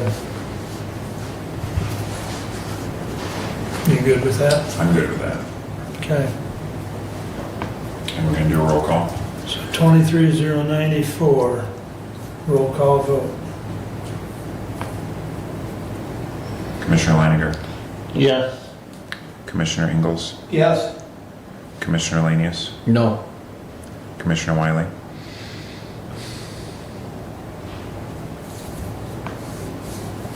Yes. Commissioner Benzing. No. Passes 3-2. And Commissioners, I do appreciate that. You know, I truly understand that big increase, you know, why there's no difference in cost from county to county. You know, to me, it's not justifiable, but with what our staff needs, I appreciate your support for that resolution. I would ask that the budget chair put together a letter that all 5 commissioners can sign that we send to MTA, that this needs to be addressed. Because, I mean, Brad's comment to the fact that we're, as a county, we're smaller than several townships, but yet we're paying $2,500. There's some merit to having counties scaled in some format. And I discussed that with Neil, because our MAC membership is based on size of county. I would strongly urge you to put together a letter that all 5 of us can sign and send off on a county letterhead, because I think we're being held hostage. Yeah. So, the only reason I voted yes was simply because of the needs of staff, but, you know, that doesn't negate the fact that we're bleeding money right now. So. Well, our finance director is here, so I'm going to ask Derek if he wants to come up to the podium. In our packet, one of the communications was the May 23 expenditure summary report. I'm going to turn it over to Derek to talk about some of those differences there right now. Yeah, I'm trying to be pretty quick if I can. It's getting pretty late in the afternoon. So as usual, I've provided the expenditure summary through May. And there's some notes on there. Basically, just to recap what this is it tells where every department is as of the end of May. And it also highlights anything that sticks out as tracking a little bit high in proportion to what month we are in. Now, there are a couple errors on this that I've already seen. The column headings should say May instead of April. And then one of the comments on Department 270.01 and 03, they should say that we've paid 6 months through May instead of 5 months through April. Apologize for that. For the most part, though, we are tracking very well throughout this part of the year. If you flip to the very last page, you can see that we've used only 35% of our budget to date, which would be well under a target percentage of 41.67. A lot of the things that are tracking over budget are items that are reimbursed. Expenditures that are reimbursed, what I try to do is I budget a corresponding revenue with that expenditure. So if the expenditure exceeds what I've budgeted or what we've budgeted, the revenue should exceed what we've budgeted as well. And if it's under what we budgeted, then our revenue should be under, so it corresponds. And you can see that on quite a few different department activities there. On the expenditures, that's really all I had, unless there were any specific questions.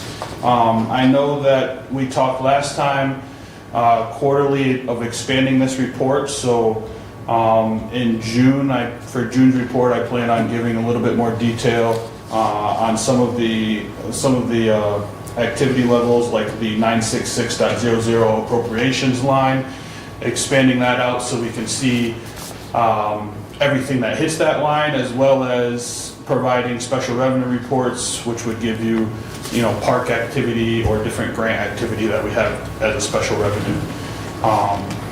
So this is kind of just the monthly report before we get to that quarterly report. So if there aren't any questions, that's all I have. On this. I'd also like to add that we are finishing up the audit. It's in kind of draft form, where we're trying to make sure we come across any formatting errors or it's a big document, so sometimes little things gets missed the first time through, so we're going back through everything, trying to make sure we find that. The audit is due to the state by June 30th. We shouldn't have any issues meeting that deadline.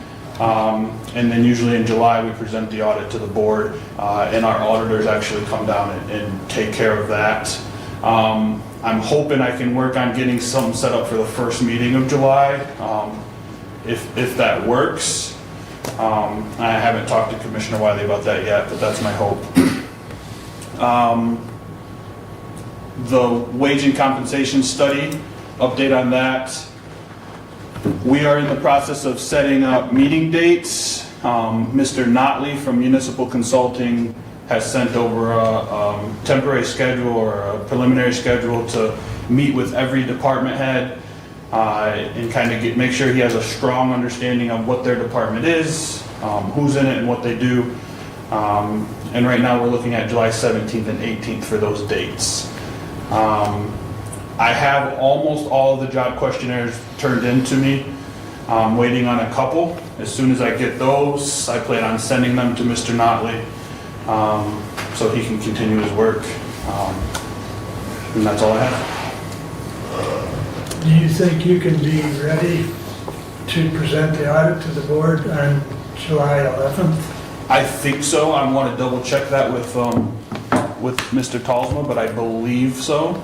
All right, we'll tentatively, Abe and I will tentatively put you in, because we do have room on July 11th. Okay. So, I'll let you know that for certain as soon as I can. okay, appreciate it. Any questions? Thank you. Thank you. Derek didn't mention it, but we are in the process of finalizing stuff to send out to department heads. Commissioner Engels and I will need to get together and review that, starting on the budgeting process for the 2024 fiscal year for the county. So. Okay. All right, thank you, Derek. All right, anything else? One final thing, Welllife Services, which was Region 2 Area Agents and Aging, had their grand opening of their new building last week Friday. It is a beautiful building. That was well attended by the community. I know their Chamber of Commerce there in Brooklyn really was appreciative of that. They have sold their former building and have completely vacated that now, turned the keys over to the new owner, and look forward to continuing to be able to serve the aging adults in our Tri-County area from their new building. So if you want to go over and get a tour of that building, reach out to Julie or her staff, and they would make it happen. But it is a very nice building, open floor plan concept for some of it, and a lot of natural lighting in there. So, and that is the conclusion of my report, and I'll leave some of the health department stuff to Commissioner Lanius. So, Well, thank you very much. if anybody has any questions for me. So you were at that grand opening or Yeah. whatever? Oh, okay. yes. Okay. Yes. Well, I had it on my calendar, but we were still quite busy finishing Yes, up. I have the distinct privilege of serving as the chair of that board now, so. Oh, so you couldn't bow out. All right, any questions for Brent? Steve, you're up then. All right. Started out with the June 19th meeting at the Finance Committee, the Board of Health. We forwarded the budget amendment to the full board, as well as, the 2023 budget amendment was forwarded to the full board, as well as the budget for 2024, which was both passed by the board. And then some takeaways from that meeting, as the Sturgis office lease has been amended, and the owner of that building has come back to the Finance Committee for some monetary efforts to help that situation out, and that was also passed by the full board. And one thing that Rebecca didn't mention during her report is the website for the Community Health Agency is being redesigned, and that is up and running now, so might take a look at that and see if that's a little more user-friendly for you. And the EH software, that implementation that was passed earlier this year, is now in full performance, and they're very pleased with how that's chugging along, and everybody that has used that system is very pleased with how it's performing. So that was a good decision on the board. Also, she didn't mention that, Rebecca that is, didn't mention that the Hillsdale, they have a proposal from the Hillsdale Hospital is interested in a rental agreement to utilize the mobile van for clinics in small communities in Hillsdale County, perhaps 2 to 4 times a month. They've touched base with the attorney on what such an agreement would require, and are working to make this happen. This is an important need to Hillsdale County, and there is not a county transportation system currently. So people living in the remote areas of the county can have difficulty getting to see a doctor because of transportation concerns. So that would be a good thing for Hillsdale and the Community Health Agency to enter into that agreement. Some of the Medicaid redeterminations are out, and there's a lot of concern about people being contacted, and individuals are not responding to the request for information, so their cases can be redetermined, and by not responding, they will have their Medicaid case closed and will be without insurance, which is very concerning for all people involved. So if you know anybody that's on Medicaid, and make sure their information is updated correctly to the health agency. So one other thing, the company that maintains the elevator has informed the health department that their elevator is out of date, so they're going to have to make some changes on that elevator. So that might be something that we might even see in our own facility. Which elevator, where? It's building? Pardon me? Where is it located? I thought they said it was in the Community Health Agency. Yeah, that's a. Yeah. It'd be in our Yeah. building, because the other Yeah. is single story. Pardon me? The other buildings of the health department, the other counties are all single story. Right, Yeah. right. So that's the one we're talking about. So I don't know if we have any other elevators, any Big other. enough for a wheelchair. Just like this one. Okay. Yeah, I don't know if the elevator at the courthouse is currently under that. Well, seeing, they didn't share what it is, but apparently there's been some update to some guidelines on those that. Controls. Yeah, on some of the controls as far as emergency operation with door open, not, and so. Occupancy, yeah. Yeah, and, you know, the nice thing is, at the county level, for our budgetary issues is, that's not our cost. That is the health department cost, because of our lease agreement there. Right. They're responsible for all maintenance and upkeep of that building. I'm sure Doug and I can talk tomorrow with Randy about it, because Randy's dealt with these elevators in all these buildings for several years, so. Potentially the only elevator that we would have that maybe Yeah, it's the courthouse. Well, no, this one here, that maybe Oh, yeah. doesn't meet that guidelines already. The other one would be at front of the court, but that one was deactivated, so. Yeah. Yeah. Okay. Just something to keep in mind Yeah. for the, Yeah, we'll talk about it because, like I say, Randy can probably reach out and assist anyways. It's not our financial. Well, it is because we have a third of their budget, so. Yeah, that's true. That's Well, true. But Commissioner, we have a third, not even a third, Yeah. of the county appropriations figure. That's not a third of the budget. No. No, it's not even, that total county appropriations may account for about 10% of the budget. All right.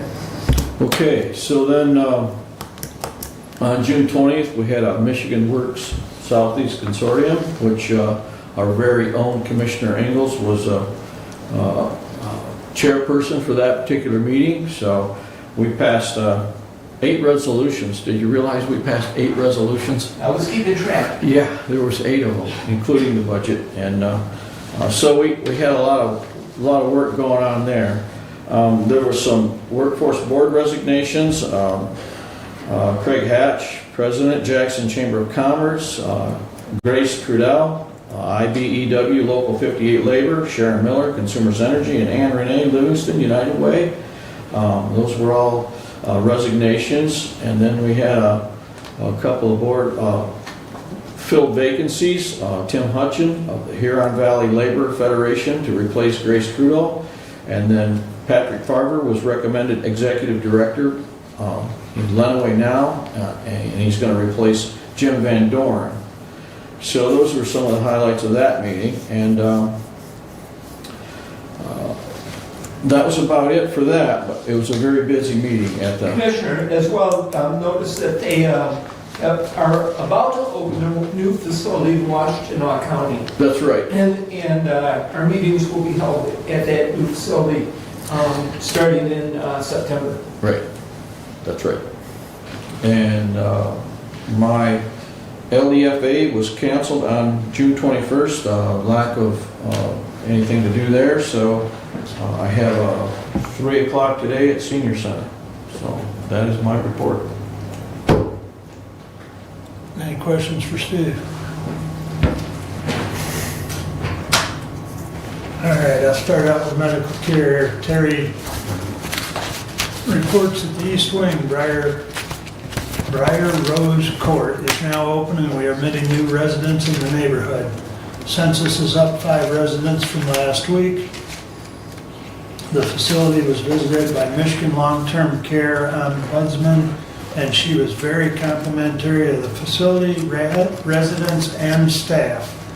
Staffing is stabilizing, however, we have open nursing and CNA positions for all shifts. A new CNA class is beginning mid-July. We currently have positions open in the class. If you are interested in becoming a CNA, please contact the facility Human Resource Department. On July 3rd, 2023, the facility will be hosting a resident and family picnic on the patio from 11 a.m. to 1 p.m. If you would like to attend with a resident, family member, or friend, please contact the Family Life Enrichment Office, 517-439-2830. Respectfully, Terry Esterline. So that's what's happening today at medical care. And the opioid committee met on 6/14. Brent and I, of course, attended that, as did Derek and Chris Firestone and Tim Dixon. We're going to meet again on July 12th. Probably the main thing that came out of that meeting was looking at, utilizing the monies in the most effective manner, but not overlapping each other. And Chris already has some programs that she's working on via the schools. And I believe Alex from the health department was going to come to the 7/12 meeting and talk of what the health department is proposing. And then we can either see if those are going to overlap or coordinate together, maybe to create, two separate programs or whatever, but no commitment was made with any funds at that meeting. It was more informational and trying to see what is currently on the table, or, because Chris had, $15,000, I think she said? I forget the exact figure. Yeah, but I forget, but, she had some money from That's, the... that's like in SOAR funds. Yeah, so, but anyways, at least we got the initial meeting going, and so it's a start. And then, as Brad indicated, I attended on 6/15 the mental health first aid training. I thought it was good. Were we going to get a certificate out of that? That was my understanding, and that I did go and look to see on the website that we had to register at to see if it was available, because there was something on that about. Yep. So, and last time I checked, there still was nothing, so I was going to check it again, and if not, I will follow up. Okay, appreciate that. From because likewise. Yeah, I think. Yeah. And as he indicated, there was probably at least 20. Yeah. I think. The vast majority of the Friend of the court office was represented very well. But I also think there was enough other departments represented that we had like the different floors or different teams represented, from the different departments. So I think the course was worth the time. So 6/17 was the Little Long Lake Association meeting. 2.5 hours of my life I'll never get back, but no. Actually, from a perspective of agriculture, they didn't gang up at that meeting. There was probably 40, 50 lake residents. I thought the association was a lot older than it was. They actually only formally organized last year. They did pay for a study done by a company out of Fort Wayne, or Angola, Fort Wayne, and they did aquatic samples and water samples in the lake in May, and they're going to do them again in August. There is some data that they were able to find from 2017, but that sampling was done by Indiana DNR in conjunction with IU, and that data was collected in August of 17. So it'll really be more accurate to look at the August sampling that's forthcoming compared to the August sampling of 17, because water is different in August as far as lake than it is in May, and so is the aquatic life. And the gentleman that was talking about this, that did the presentation on the May study, made that point very clear, that you can't really compare May and August. You can, but you've got to understand there's different. So, and Jim Schiffler that was here earlier, he basically said the same thing that I said at the Camden Township meeting, that if you think you've got issues with, some of the farms down there, take time to look at the MDARD website, read the Right to Farm Act, read the GAMPs, and Jim reiterated what I said Wednesday night, or the Wednesday prior to that, because Jim was at the township meeting. So I really didn't have to say much, because he was already saying what I had said. But we all know, because we've seen them in our packet, MDARD's been down to Camden Township several times in the last several months. And I think there's only been one substantiated claim out of the 6 or 7 that I've seen. So, they're working on it. I think they're working on trying to make their water better, but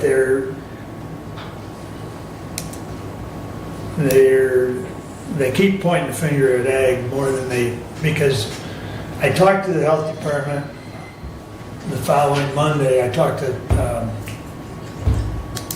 Paul? Thank you. And he actually told me that he had offered to go down there and do like a training session with them or an informational session with the lake residents about their sewer and septic systems. And they never followed up with him as far as a date and time. Well, they don't have a sewer system. Well, all of the septics. all of the residents in Michigan have a septic system. Right. So it's septic and drain field. But he was willing to go down there and talk to them about how to determine the health of their systems and determine whether or not they're working and how to determine whether or not they're draining into the lake. And he was willing to go the whole 9 yards, but so I was going to follow up with them this week and tell them that, one of the things in talking to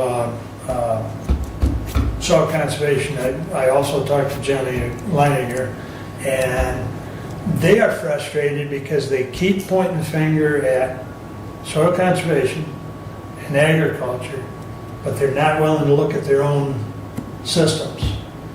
Careful what you wish for. So, so that's that. We've heard them come here and talk, and you've seen but that's where it's at. We'll see where it goes, but anyways, employee meeting, Brad and I had a meeting with that small group of employees. I don't recall the date on it, but we were looking at scheduling another one the first half of August. I've talked to Derek. He should have some more, because the group of employees that we met with kind of wanted an update on the comp study, and Derek felt he could probably do a better job of updating the first half of August, so we'll have a date forthcoming on that.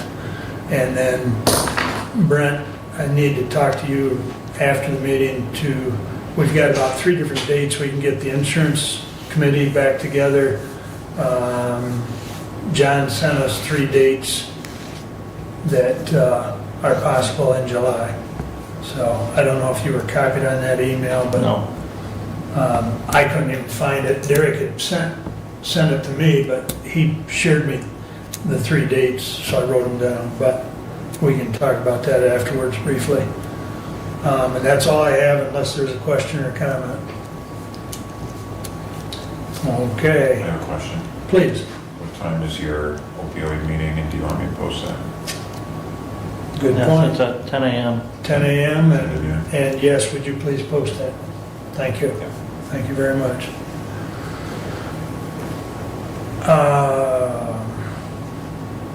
Public comment. Cinda. Thank you for staying for our marathon. Well, I just decided to come for part of it, might as well hear the whole thing. I just want to ask that you continue to support the Hillsdale project. We have serious, in this country, as well as here, water issues. Everything you read, people have got water issues. I just came back from out west, and this lady had to sell a third of her property to survive and sell over half her animals. That's not Michigan, but it says to me we need to support the collection that Machindo Group is gaining on. They're going to run out of some money, it sounds like, in September, but we need to support that collection, because as these water issues get more severe, that current data is going to be very vital to us having good drinking water. And if you think the Aquabani issue is over because Aquabani can't sell any shares. No, it's not. I won't take your time for that, but watch that situation. That is not just a local situation, it's an international situation. So, I know there was some rumor when they came out and said they were pulling out their construction people. That's true. I have property around the corner, so I know what's going on. And they have, Miller Brothers have pulled out because they're not being paid. But they're looking for another contractor. And there's just a lot going on. So that issue is not a deceased issue. And last, I want to compliment you folks, because I'm getting a little bit involved in Ohio politics too. And when you folks say that there's public comment, there is public comment. I've attended 2 meetings in Ohio, advertised public hearings, no public speaking was allowed.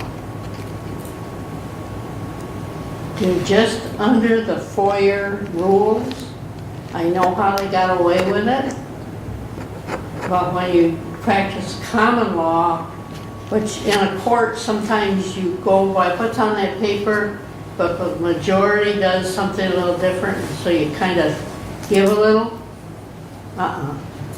So you get a compliment because your public comment doesn't mean you have to agree with who's speaking, but at least you let them speak. So thank you. You're welcome and thank you. Bob? Yeah, I kind of waited here on this marathon as you described it. I understand it. Someone ordered pizza, so I wanted to wait around for it. You're paying, huh?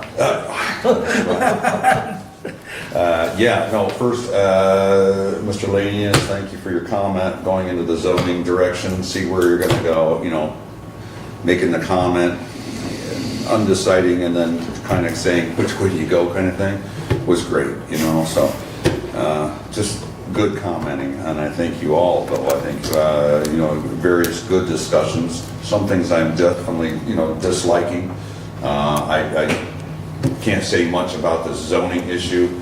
I don't want to see the entirety of the county as what was done once before, and it's going to be done again and again to try to organize so that the county seat here has problems with directions, I'm going to say, with the township, simply because they don't want to be taken over.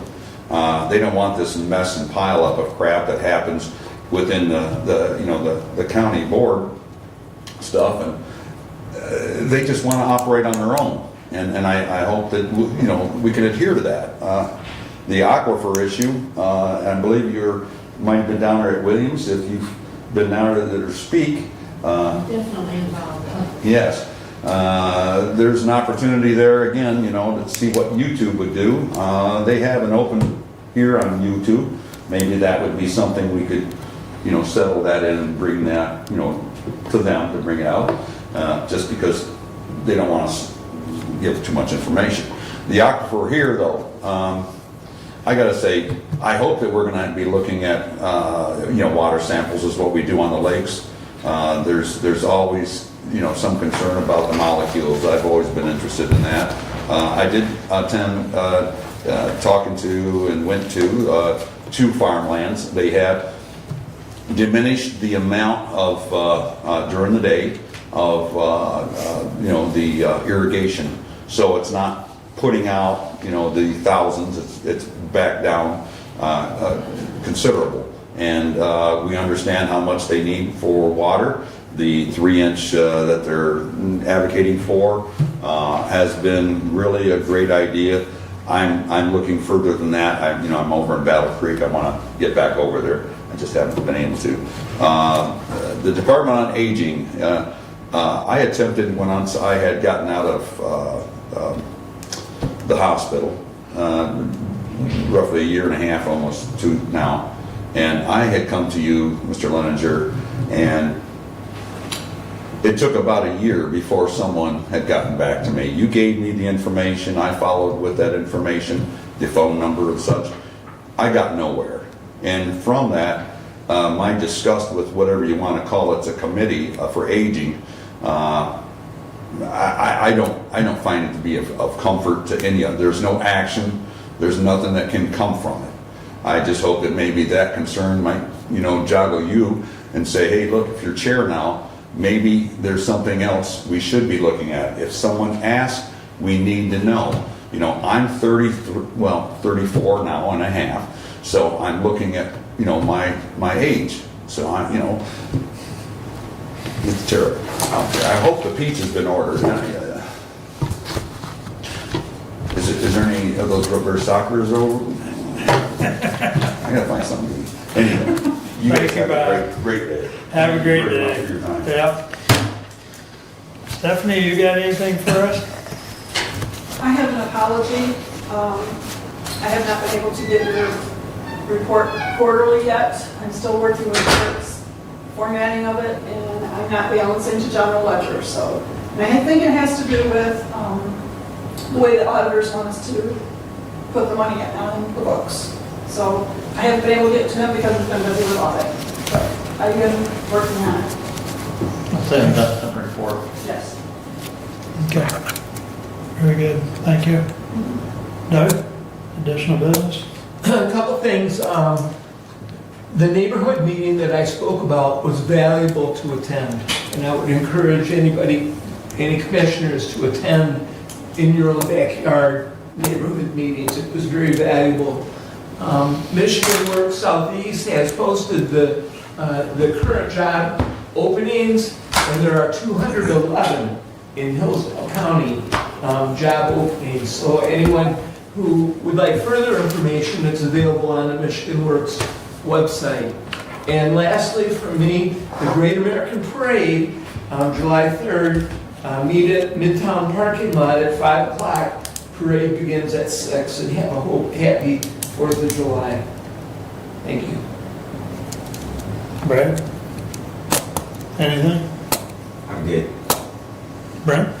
Just a shout out to Commissioner Engels. I know he's a member of the Kiwanis Club here in Hillsdale County.